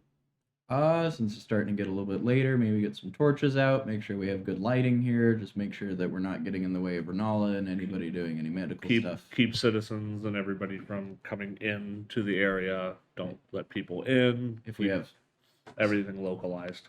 If we have dock workers or people who usually do work on ships, if we could get them here tomorrow to help get that ship righted and not making a mess of your docks, then probably that'll be a good thing for us to aim to do once we have some light. He nods and goes, I will start coordinating people. Thank you. And he leaves, and you guys see that there is this, in an effort to help you guys expedite things that are going on, Yeah. they have moved some baffle crabs out of some stables and left that open for you guys to quarantine. Others, if you wish. They have also managed to just, all the older men and women of the town have kind of set up their own kind of perimeter, while the younger folk are like running food in to keep things like, all right, we're leaving food on this side of the line. You guys can pick it up when you feel like it. Yeah. Make sure you guys are fed because you're obviously doing something pretty important. Yep.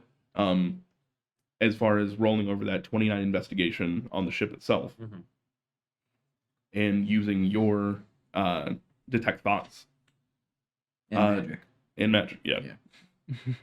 There doesn't seem to be any stowaways on the ship. Okay. You seem pretty damn sure of it. Yeah. It seems like the major issues that were happening have been averted for now. There's nothing spicy, no weird residue anywhere. No. Oh, there's definitely weird residue. Yeah, I was like, I'm looking for everything. Okay. Yeah, like I'm not just looking for stuff. Like I am top to bottom looking this place up and down for like. Yeah, I've been on an airship that wasn't on the one we were on. I imagine I went with him for the first 20 minutes and was like, all right, there's nothing that I can tell that's going to bite you, so I'm going to go back to keeping people away from here. Beautiful. All right. In that case, there are a few dead bodies and stuff that are here. Much like the previous people that had kind of gotten whatever this larva treatment was. Yeah. And out and about, you do see what looks to be like splattered larva remains. Apparently, they were pretty quick and on top of it. Yeah. Making sure that portion of it didn't spread too much. But there is this weird like film, this white kind of like clear white film left over from these like weird larval bodies that are kind of out and about that you could probably collect some of if you wanted to. I was gonna say I'm gonna take like some of the residue, some pieces of the body. Like I'm just general. Cool. You know, this is what I do. So You got it. no. Did you re-up your...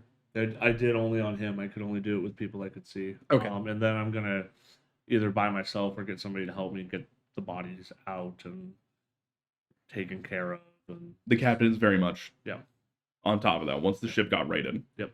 they are sending baffle crabs and people in to Yep. help with that. I will also want to see them eventually. Yep. Eventually. All right. So I took the samples. Nothing else weird. I mean, There's a lot of weird stuff. there's a but, lot of weird stuff. but Anything at that that makes point, me go like, nothing that you guys haven't already seen. Yeah. Right. no like coon, no like No. no like mother alien that's laying eggs or something. No. Got it. Cool. I feel like I did a lot of talking for the last 45 minutes. So. Same. I'm shifting my attention. Yeah, just in between. Because like I don't know how far after was I like basically done removing people from each other and just kind of helping. At this point in time, yes, very much so. Okay, so I'm gonna leave it to Ronaldo just real quick, and I'm gonna go out to where the bodies are, and I don't like. Obviously, it's kind of loosey goosey because we're out of like initiative and stuff, but I do want to use gentle repose on them, just in case. Oh, to make sure they don't like turn, Yeah. that kind of stuff. Okay. So how many corpses are there? Because I mean, technically, I think it's one gentle repose per. Correct. There's about 3 corpses. Well, one of them is not going to be. So Maybe the okay. test one. Yeah. Which? I'm trying to think of like how to do it. Either leave out the one that looks the worst, or leave out the one that looks the best. I'd say the one that looks the worst. What do they look like? Each corpse. Give me a medicine check. That is Like to 19 plus 7. This guy's hole is 19 millimeters. This one's Yeah. 26. Quick corpse check. 26. What you do notice, actually, as you're looking them over, is not all of them were chest bursted. Some of them actually have weird slash marks across their throat. The ones that were chest bursted, there's 2 that were chest bursted, 1 that wasn't. And slashes is actually the wrong term. It looks like a large bite was taken out of one of their throats. That one, gentle repose. Okay. And then dealer's choice on the other one. I don't know if there's like specific blocks, but They yeah. have families. Yes, so the dealer gets to pick. Which one has the family, Andrew? Huh?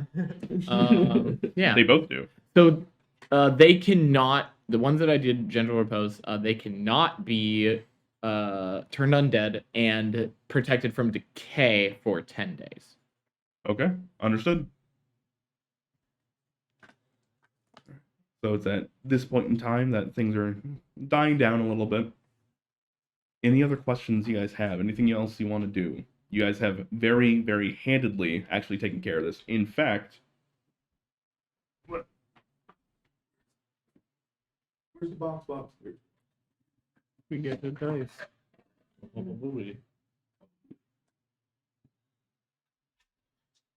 Some efficient teamwork. How many are in there now? 4. Jesus. All right. We need to actually start using those. We just had like one for so long. Yeah, that's what I was thinking. I'd say the only other thing that like I would do, or maybe Sayo would do, is trying talking to any coherent set members, trying to like Sure. get information out of them, figure out what happened, how long they've been gone, Once where their leader is, like what the everything. Once I leave him inside the ship, made sure that that's not happening. I'll go back outside and touch base with the captain, who's now like organizing her crew in the quarantine area. I do go and do the same scan of like, am I detecting any thoughts from that guy's stomach? Like, or any magical influences that are on any individual of the crew members of the Azette. Like, I want to see if they have magical traces on them. okay, so using detect magic rather than detect thoughts. I do both. Well, I know. Yeah. In fact, under detect thoughts, there is this weird aberrant kind of quality to one of the Azette people.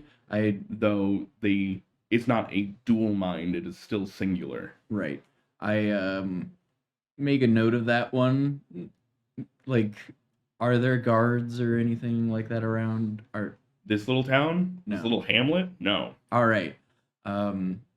You guys could take over this town by yourselves, Just let me probably. know. Like, Yeah. Let me know and I will keep an eye on it. Yeah, I'll make a point to be like, hey, like keep an eye on that guy. We're Oh, with the weird mustache, got it. yeah. The Thanks for deciding that. That's the aberrant. I'll say to Sticks, like, hey, we're probably gonna need to put that guy back together once he popped. Like, Noted. Noted. Anything with detect magic, or is that just thoughts? that might have been. Can Oh, My brain's moving at a million miles an hour right now. Yeah. Sorry. I was letting Sail be done speaking before I moved on. other than that, yeah, I don't. Okay. The detect magic comes back with a very odd transmutation and a bit of conjuration On all of them. on all of them. Okay. Who's the most cognizant? Like, just I'll have been going through here trying to get a read on each crew member, and with like just my ability to read people the most. Yeah. Even if they're dissociated, like as long as they can form sentences the best, I'll talk to that one. Sure. There is a elven woman who seems to be kind of off to the corner. Seems to be the most well put together. Okay. She still has like the cleanest robes. Is currently kind of actually fussing over her hair a little bit to make sure that it is still nice and tight Mm-hmm. and out of the way, and sees you kind of approaching and nods at you. Hello. Hello. My name's Sail. Pleasure to meet you. I've kind of gone through and checked on all of your associates here, but I'm hoping to get the story about how you ended up on that small island you got picked up off of and what happened before that. Well, we are from the Lab of Orientation in Guild's Row, from the Azette. Basically, what had happened is that we were working on a project with a tuning fork that we had been donated by the Bartleby Foundation. All right, so what was the Hall of what? She said they were from Lab of Orientation. Lab.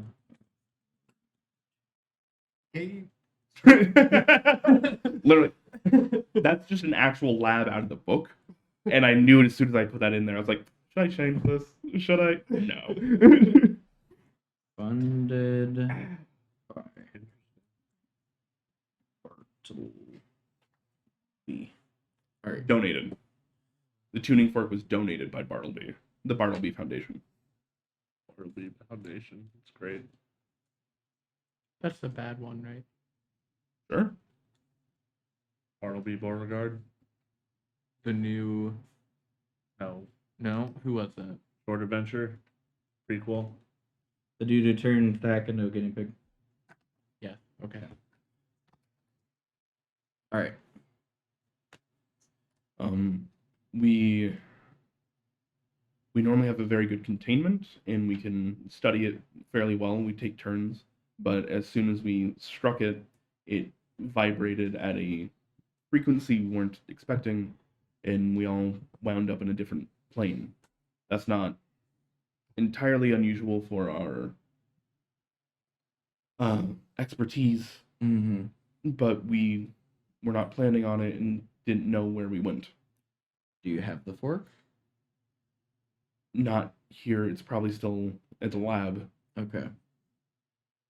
Probably with Jeremiah. Okay.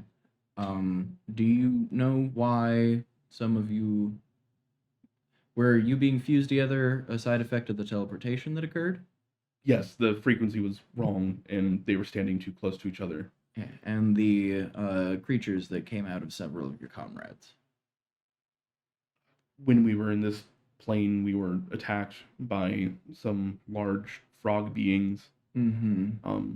And that's I don't understand. I don't know what they were, frankly, so I can't tell you about like the gestation process. But it seems like they were parasitic. Mm-hmm.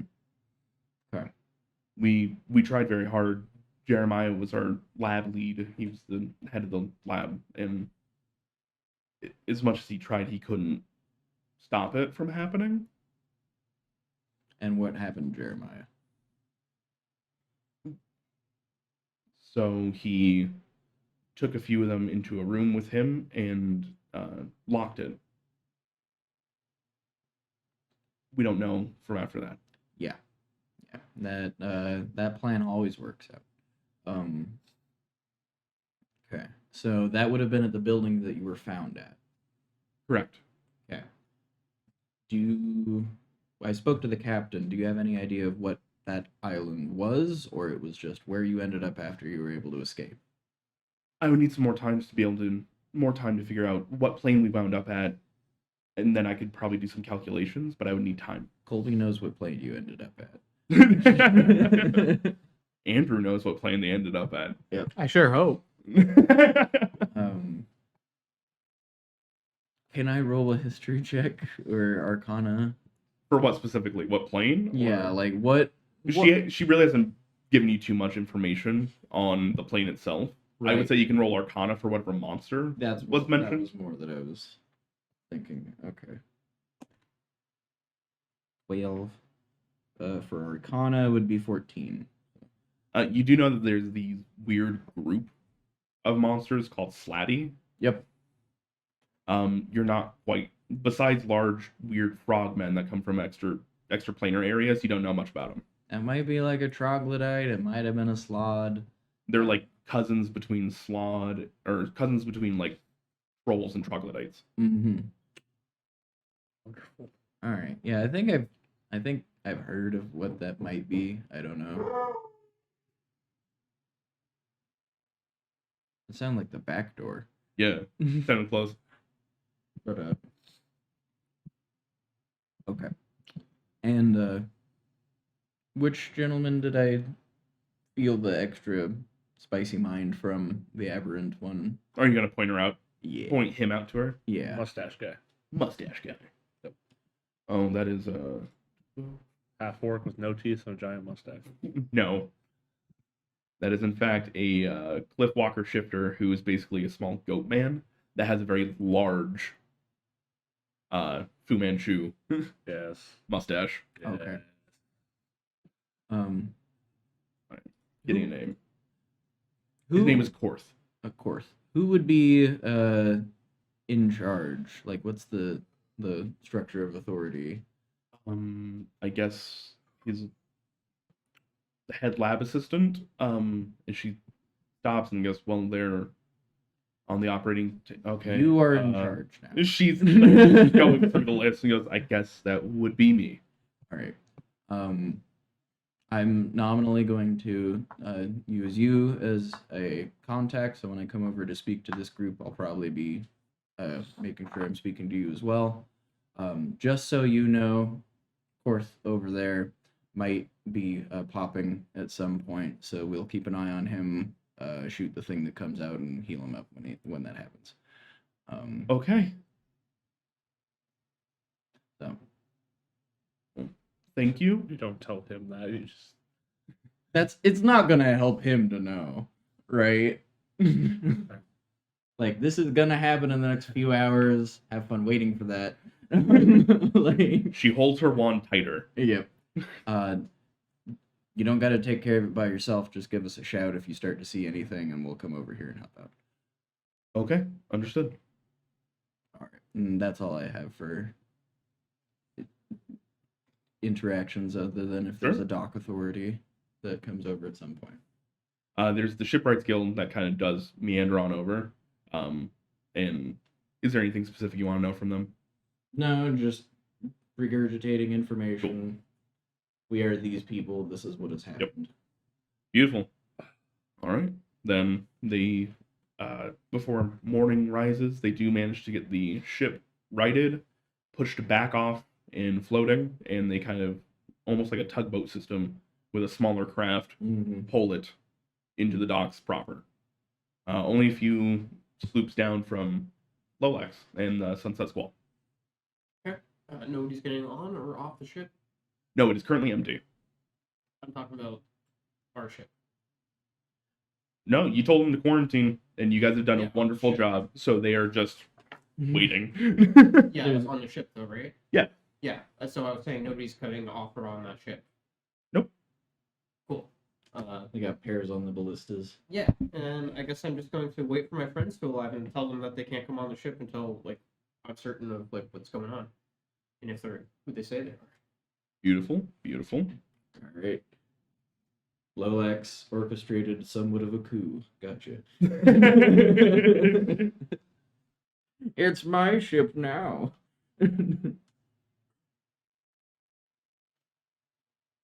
All right.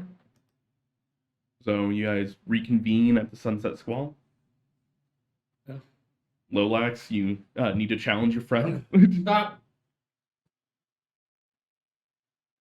Where did we meet for the first time? As children, Where? at home. Okay. What's going on? So the Azette, all right, this is the fucking Azette. They had a mystery fork that they used to teleport. It was a tuning fork, and they were testing it, but then it forced them to teleport, and then they went somewhere they didn't know, and they got attacked by frog things, and then they managed to escape to a shitty little island that they got picked up on by that ship, who then brought them here. They crash landed, and at least one more frog dude is gonna hop out of that guy's chest. His name is starts with an N, and So Fourth. Worth. Yep, starts with an N. So what I've done is I've quarantined the crew. Yep. Make sure that they didn't interact with anything. We've made a list of the food that we've had in the last couple of days. We also have quarantined the food that we picked up while we were here. All 'Cause right. I wasn't sure how this was spreading. Do you know how this is spreading? It would look like the frog people that bit them when they were on the other plane. Those are the ones that are having things jump out of them. Okay. And the ones that got stuck together happened during the teleportation because they teleported wrong. So The they ones that got stuck together. yeah. I cut them apart. There's some people that are fused to we're fused together. Okay. It looks like all the contamination, and everything was localized on the ship. Yeah, I don't think it spread through the town or the food. Okay. I'll cut them in half. I don't really trust wizard teleportation just because, like, it statistically it doesn't happen that very often, but like teleportation Okay. accidents are just So we're certain that it's like a bite to bite like kind of transaction. yeah. But I can purify the food anyway, just to feel Better safe. safe than sorry. And you're sure that when you were dealing with stuff that you didn't get bitten yourself? Oh yeah, we're all good. I'm gonna go lay down. My chest hurts. That was a joke, Lolex. It's learning. I'm like,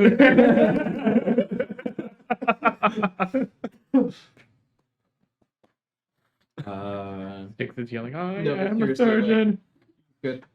Yep. Yeah. Okay, cool. I left him unaccompanied for several hours in the ship where they came from, but other than that, I Is found it safe for the crew, or should I still keep I forward? I got some goop and stuff that I'll have Renala and him and everybody look at, and we'll study the couple of bug things. Okay, so to repeat my question there, it is safe to let the crew go out, or we should hunker down here until we know more? I'd say let's wait till light, keep the buddy system while we're here. The only issues that are gonna come from the Azette, that group over there that's being quarantined, but Got they're it. safe and sorry. So just so the next time that we have like an emergency event, maybe we should take care of the crew too. You know, like I handled it myself, but getting a whole bunch of like sailors who were drunk from the night before, like out of bed and like kind of, it was like a little bit of cat herding. Well, like I believe in proactive problem solving as opposed Yeah, to reactive. I just would Stick prefer this- if it was proactive in that area first, so then Stick we this- could have done the rest. Six But is gonna then, roll his I eyes mean- and go back into the inn. Okay. Flutter back out to your room. Noted, but then like 5 people would be dead now. So I'm not saying yell that's a from my bad thing, window. I'm just saying that we probably want like a playbook for when this happens, because this is like if one of them got infected or something and then we didn't know, it would writing, have been bad. writing Right. notes down Yeah. for Kex. I yell to be from a my- human playbook for when is that accident happens so that we save crew. Got it. I yell from Just my right window. emergency. It was 7. I counted the bodies together as one. And oh. You still counted wrong then. There was 3. Yeah, because the counterpoint there is like our way out is them. Question. The person that we found originally, they said they one moment we were in Guild's Row, now we're not. Then we're not, now we're here. Was that a crew member of the ship, or was that And is it? Zed? They were definitely his dad. Okay. How in the... They're still alive. Yeah. I want to talk to them at some point. Because how in the hell did they get to the tavern that fast? Mhm. What happened? Sure, go ahead. So, I just, that's not, like, we can tie up the day. I'm just like, at some point, want to talk to them. I think that would we can go ahead and do this and then tie up the day. Okay. Sure. You see that they came with you guys Okay. back across the way, and they have kind of been told they need to hang out Yeah. on this side of the line now because they are part of the quarantine. Mm. They're technically the one and only breach that happened. Yeah. So they are being cooperative. As you go back over to them, you see that they're actually talking with that Polish woman. Names. What was her name? Faral. They are kind of discussing. You see he's nodding, kind of still rubbing his chest a little bit, but better in general. I just want to find, like, how did he... I'm going to ask, like, how did you get that far into the tavern that quickly? I was the first to jump off. Okay. I didn't know where we were going. I just wanted to be away from that. And he points at the fused people. Yeah, that's totally fine. It just was... The way things were worded originally, it sounded like you specifically got beamed over here, but you didn't. You just ran here first, and then bursty things happened. So we're good. I just wanted to... Double check. I'm glad you're okay. Yeah. Me too. Thank you guys very much. You're welcome. In fact, where's your cleric friend? In my room. He's asleep. He's sleeping. He's having... nocturnal. We just woke up, and it's already been a long day, so... All right. If you could actually, and you see he starts rummaging through his pack. Because I deal a lot with magical components, and I know that some of them don't always transfer over, but I would appreciate if he were to get this. Okay. And he hands you over a pouch. Okay. I will make sure he gets that. Make sure that I give this to him. There you go. Looking inside, it is a pouch full of diamond dust. Oh, Ironic. I love weird. it. Crazy. Wish I would have kept that. Nice. I will kill all of you. I will cut all of you in half. Renala has a very steady hand. Then I'll revivify you with that diamond dust. All right. All right. I'll make sure that he gets that. That'll be useful. Yeah. Thank you. I think I am done with magic. So Understandable. Well, we have room for you over in the Azorius if you want to pick up a different line of work. I'll think on it. Okay, cool. Look me up. He's not going to think on it. With your passive insight. But I'll let them all know. Like, I guess we're still going by the name the Broken Wings, Yeah. like officially. For the time We haven't being. talked about it. So, name of our group, Broken Wings. We'll be on that ship for the next couple of days. Probably gonna have at least one of us out here, like just making sure everything's going all right. But that'll be where we are if you need us. Okay. Thank you very much. All right. And with that, unless there's anything else you guys would like to do, you can go back to bed. Or you can stay up. You've technically had a long rest. I'm I'm staying up.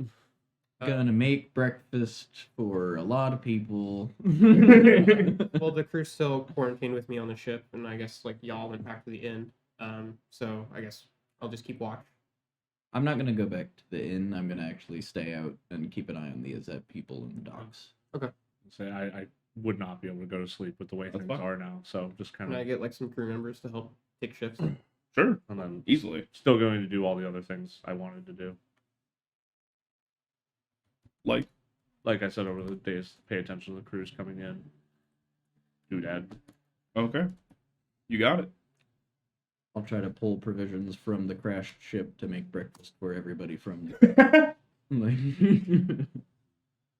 What was the name of the guy that I saved? Oh, his name? It was course no. I have north. one. I got one more thing I want to add. His name was Urim. Uhrum. Uram. Urim. I got one more thing I want to add. Hmm. I would ask if I would talk to the group about it first, and then I would ask Renala and the one is that lady we were talking. What's her name? Faral. To study the bugs and the spicy stuff I have from the ship. Figure out what it is. Since she said she was gonna research and try to figure out where they were and make calculations. There are two different schools of thought, which is one, you can go into the biology of it and figure out what the thing was, and that might be able to tell you where it was. And then you also know that Faral has like planar star maps, essentially, where they have plotted these like different waypoints and ley line crossovers and how they resonate, that type of stuff. So her calculations are going to take a very long time and will not overlap. No, I'm just So they're setting going to her be two up, different things. trying to set her up for. All right, that's good. Man, you are killing me, Renala. Just killing me. Renala rolled poorly. She has no idea what the fuck this weird tadpole thing is. I can't imagine that she would, anyways. Yeah. It's like, it seems to be mildly amphibious, I guess. Just by structure. Seems parasitic, as she kind of like... Mildly amphibious. It's kind of like the ship. It could probably be on water, but it's not. So she seems, besides that, she's very lost on its anatomy. Right. That said, keep checking my note. Faral, sorry. She was at about the end of like the third day of you guys staying here, waiting for the repairs. She goes, I'm pretty sure it was the plane of limbo is where we wound up. Wonderful. How low is that one?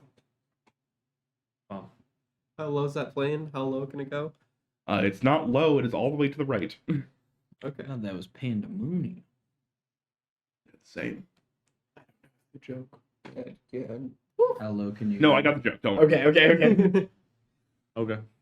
I can try to identify it to see if there are any spells affecting it, but it won't tell me anything other than if there are spells affecting it. The frog. Oh, the frog. Yes. The frog pole. Yes, If you the want to. frog. I'll ritual identify one of them, just see if there are any magic effects that are affecting them. Doesn't seem like it. Okay. Just a squishy. Just a squish. All right. And that, of course, the guys you guys were worried about Okay. seems fine. Nothing weird's happened. I'll be checking him occasionally. That same odd register is happening, but he seems fine. After a day that I let the elven woman know, I'll ask to sit down with Korth and just have a conversation with him. Sure. You guys go into the next day, probably over breakfast that you've just cooked. Mm-hmm. He sits down, nods, and says, thank you for the meal, and thank you Yeah. for your help. So I was wondering, when you were in that other place, did you get bitten or anything? What do you remember of your time in the other plane? So we were... Matter is different over there. Mm-hmm. It can change forms on a whim. Sometimes things are made of air, sometimes things are made of stone. In fact, at one point in time, like one of the quarters of the room turned into dust, and Regina just fell through. And she was gone. And then turned back to stone. Mm. Matter does not interact the same way you think it would. Sometimes you can even just put your hand through whatever you feel like. So we didn't get to use the walls as a safe haven because anything could come through at any point in time. Whatever those frog-like entities are have complete control. They turned the walls to fire, they turned the water to stone, whatever we were doing at the time, they were just sitting there toying with us for days. Eventually they came through and a few of us got hit, a few of us were attacked, some of them were taken, some were left. I don't know. I got hit at one point in time, but I don't know. I didn't wind up with the weird chest pains. Right. Where did you get hit? He shows you a wound in his arm, like in his forearm, and you can see 3 very large drag marks across it. Okay. All the ones that had chest bursters, did they have, was it bite wounds, or were there slashes on, or evidence of slashes on them? Actually, it looked like stab marks. There were fairly large indents on them, where like a pushing weapon had been used. Okay. And that was a common through line for all the ones who had a creature in them. Yes. Okay. All right. Well, if it's all right, I'd like to identify, see if there are any lingering effects on you. I'm going through and just double checking on some of the crew members. So if it's all right with you sitting for 10 minutes or so, I'd like to just see if there are any effects on you. That's fine. All right. I'll cast identify on him. Cool. He has a spell or effect called Chaos Phage on him. It is a similar process to lycanthropy, where he will slowly turn into a slot. Right. Okay.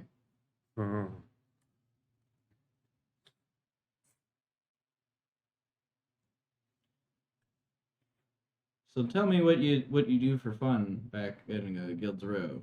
What do you do with your time when you're not at the Gazette? I volunteer at libraries and such, helping some independent university students brush up on their transportation and conjuration spells and things like that. Mm-hmm. I had a great time when I went to school there, so I like to give that forward. I also spend a fair amount of time in Precinct 3.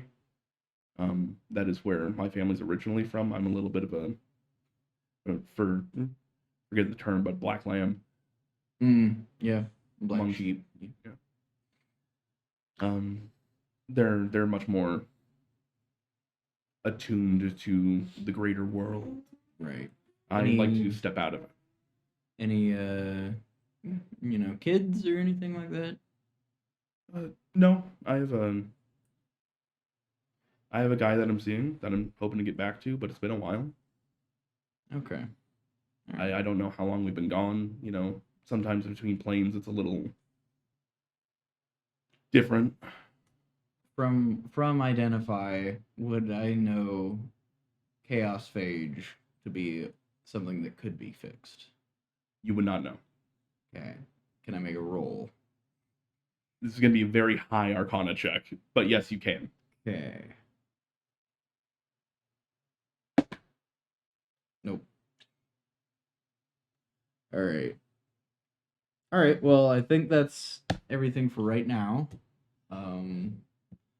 Might be back in a little bit, but should be good. Thank you for breakfast again, and thank you for checking up on us. Walk away like, I'm gonna have to kill it. So I will convene with the party and let them know my moral dilemma. Was this the next day or the same night? Next day, everybody's awake. Okay. So it's What did you say it was? He's gonna turn into a slod. I could try something. All right, What because would you try? all I can really What's think the of is restoration? we fucking kill him. I mean, I don't know what the highest level that isn't healing. I can remove a curse and I can do lesser restoration. Maybe I could try both. is it a disease or could it be considered? Would I know? worse? You can roll me Medicine? I would say Wisdom Arcana. That's next door. It's fun. I hope that really picks up. Like, It and picks up a little bit, if somebody's listening, they like. Who's that at the front door, listener? Okay, so what is it? So Wisdom. Wisdom Arcana. So if you're proficient in Arcana, you can add your proficiency bonus to it. I will If you're just not, take then it's wisdom. just straight wisdom. 17. 17. So this falls in line with something like lycanthropy, but you do know that it comes from a different place. And I cannot cure lycanthropy at this time. Greater restoration would be needed for cure lycanthropy. Would I know if remove curse or lesser restoration would do anything? Either prolong like the time needed to help them, or maybe like not reverse the effects but stop the effects. So in traditional practice, no, it wouldn't really do anything like that. But with some assistance, possibly from your more arcanely adept friends and people that know how to kind of bend the limits of spells, maybe some assistance that way, you might be able to. You might be able to at least prolong this effect for some amount of time. Okay, I would pass that on and just say, hey, I don't think I can really do anything, but we could try. All right. I'd like to at least try, because the only other thing I can think of doing is making sure he doesn't turn into a slod by gently coaxing him off the side of the island. Like, and if we could avoid killing the people we rescued, for the most part, I think that'd be ideal. So are we still in the morning or? Yeah. Okay, so I'm just gonna, do my little ritual and prepare, remove curse, and I mean, technically I could do dispel magic, but it doesn't sound like magic. It sounds like a curse or like a disease. So I think, yeah, curse or dispel magic would probably be a good thing to try, at the very least. Because I don't know how far Sail's understanding of the slot would go, but because they're extraplanar entities, they're inherently magical. So that'd be as far as I feel comfortable conjecturing as Sail without getting Colby involved. Okay,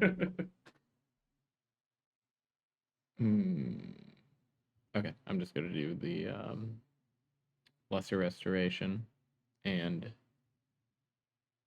remove curse.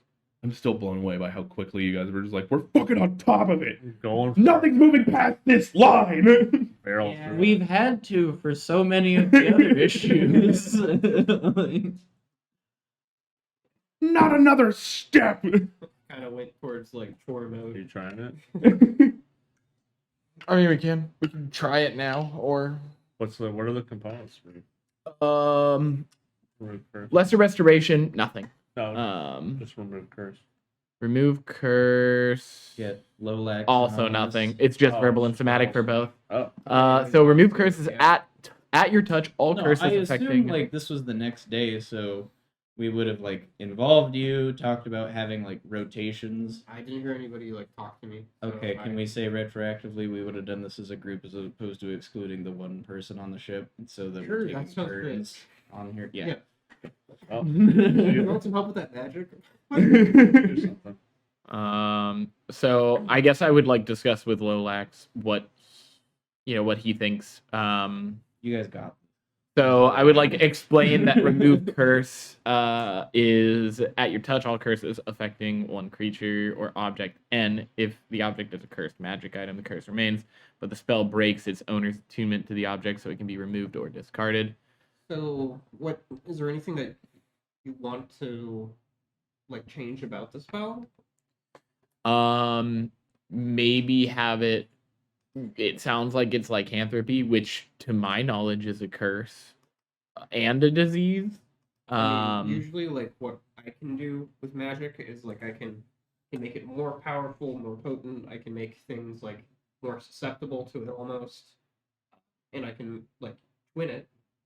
so it's like more effective in that way. But I can't really. I mean, I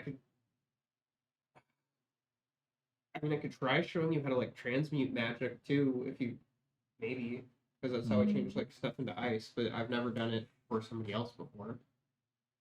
Okay, I'm not gonna say it, but I'm gonna like hide away from Sayu. I think I definitely recommended this before, but we can unalive him and then realive him and see if that helps.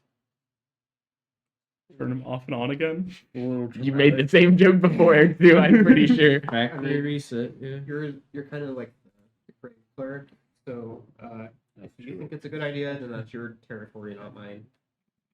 But I would only be okay with it if like you can guarantee that we bring them back, and they're okay with it too.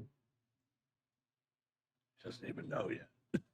But I mean, Revivify also doesn't specify that it removes anything. It actually basically just states like within 1 minute, They're probably still going to be the same. can't restore missing body parts or die of old age. So I don't know. It also seems like it could be a lost cause, but this is the person that we should quarantine for sure.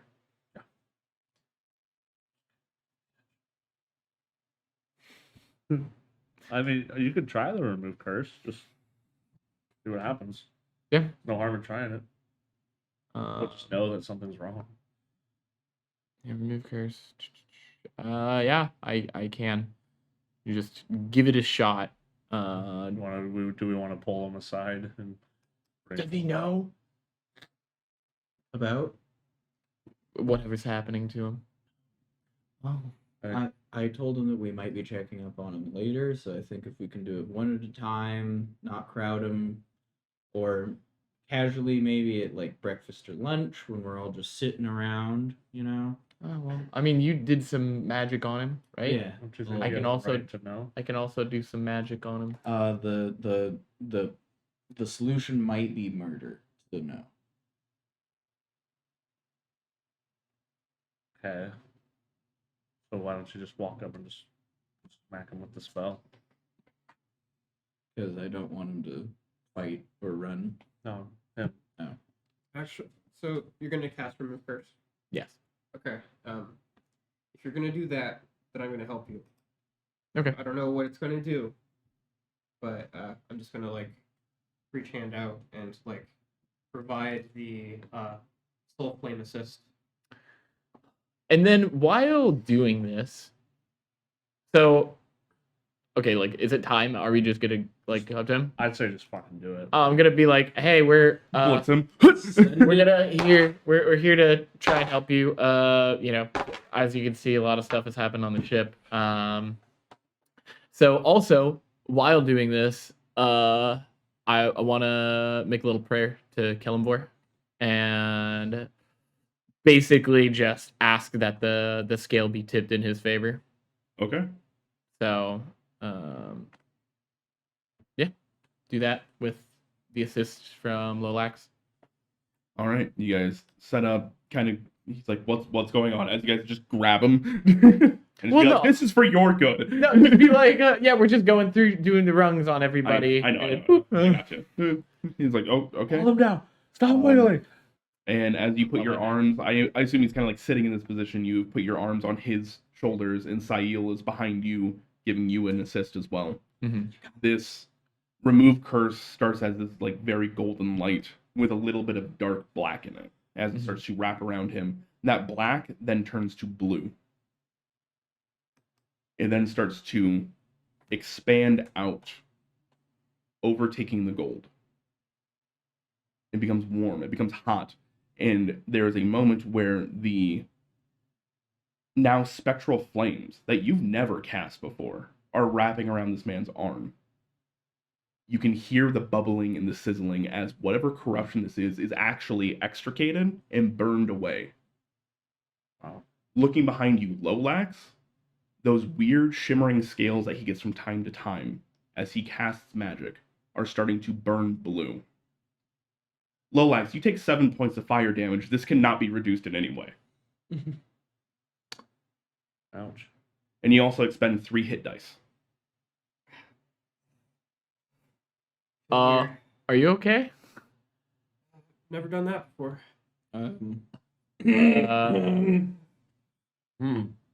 You good?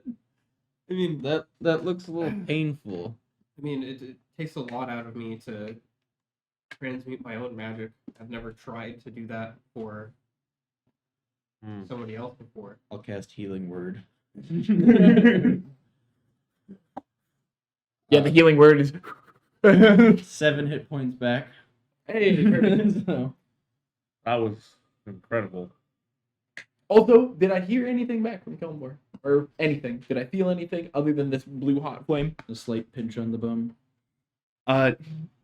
It is kind of odd because you asked for these tips to be, these scales to be tipped in your favor at this moment in time. And then as soon as Lolax put their arm on your shoulder, you felt that it was at balance. At balance? Meaning it was tipped against him and you brought it into their favor. Oh, okay. Things can now be affected. Okay. That Yeah, shouldn't it was be able- kind of like when the scales with Bobo were tipped in a Mhm. bad way, like bringing him level. It's good. Okay. Yeah. Cool. That. I think that was like technically a successful prayer. If you want to like put that in your book with gold star. I got 359. No. Oh no.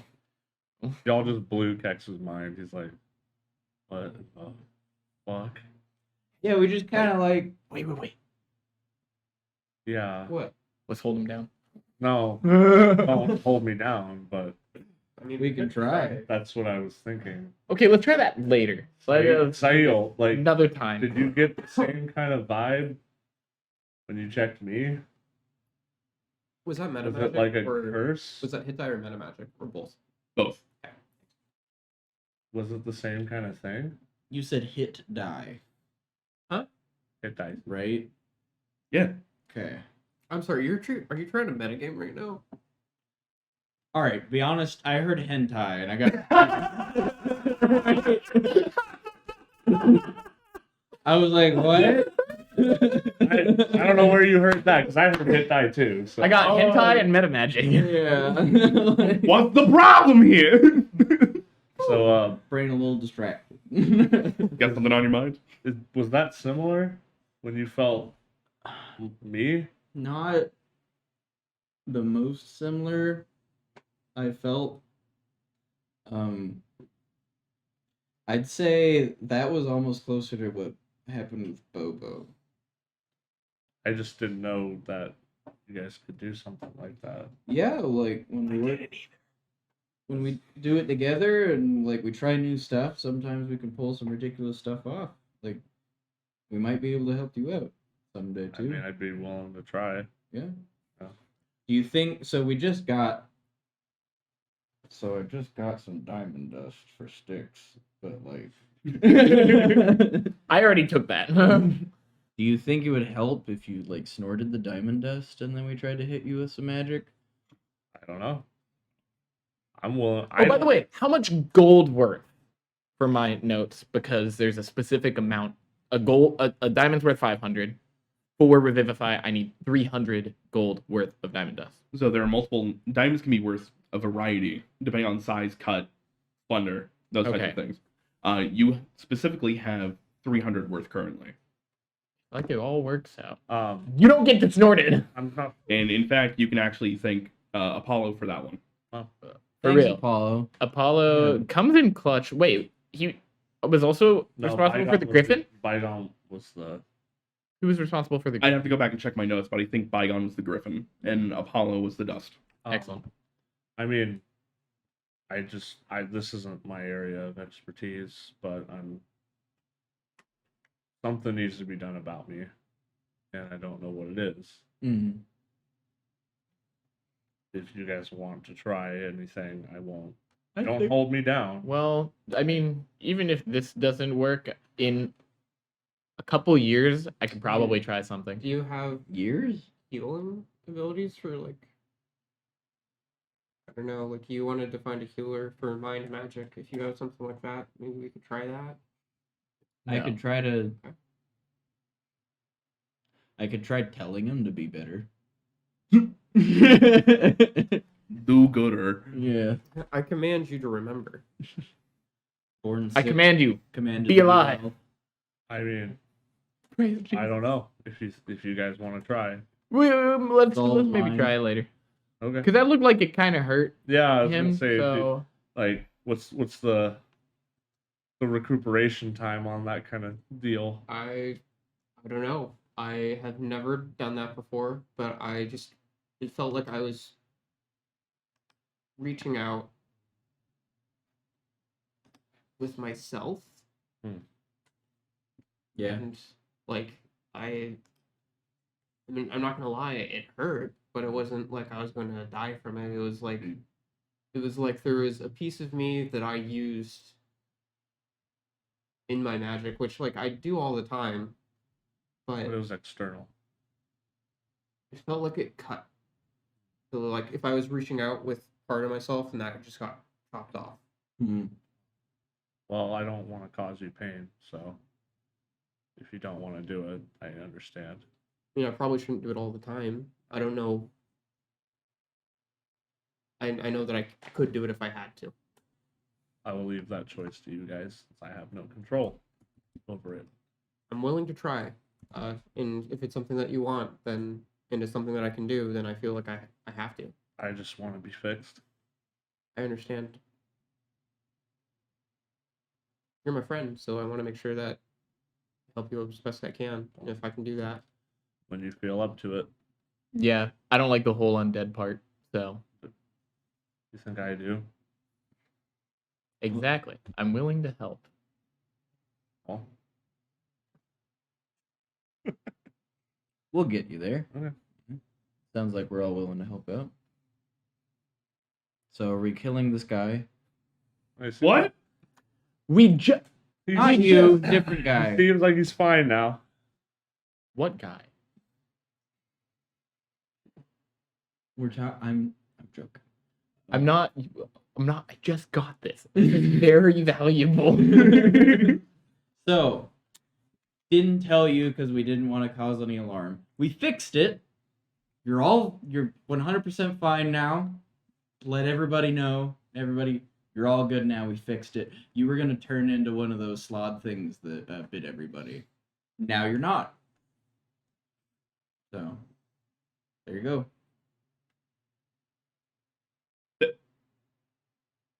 I didn't tell you because I was worried that the only solution would be to push you off the island. I'm also going to hold out my alms box. They go to like just 1,000-yard stare, padding around. You hear a bit of a jingle. They pull out what looks to be like a small tuning fork and drop it in there. Is that the thing? Somewhere safe. I close the alms box and I put it back in my backpack. Should I flick it? We could take the whole island where we need to go. That's made of platinum. It should be worth about 100 gold. I don't need it anymore. I'm done. Oh man, everybody's done. Okay. Maybe magic ain't that great.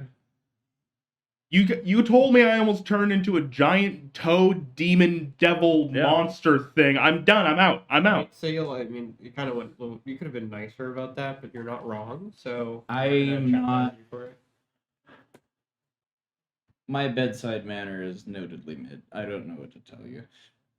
Like I'll lie to you to make you feel better, but if I'm gonna tell you the truth, like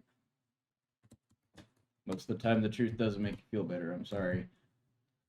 He's like, all right, I'm going to assist in the teleportation circle.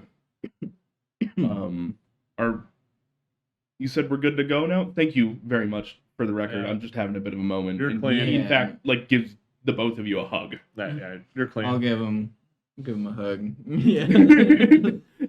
I get it, bud. Minor side eye.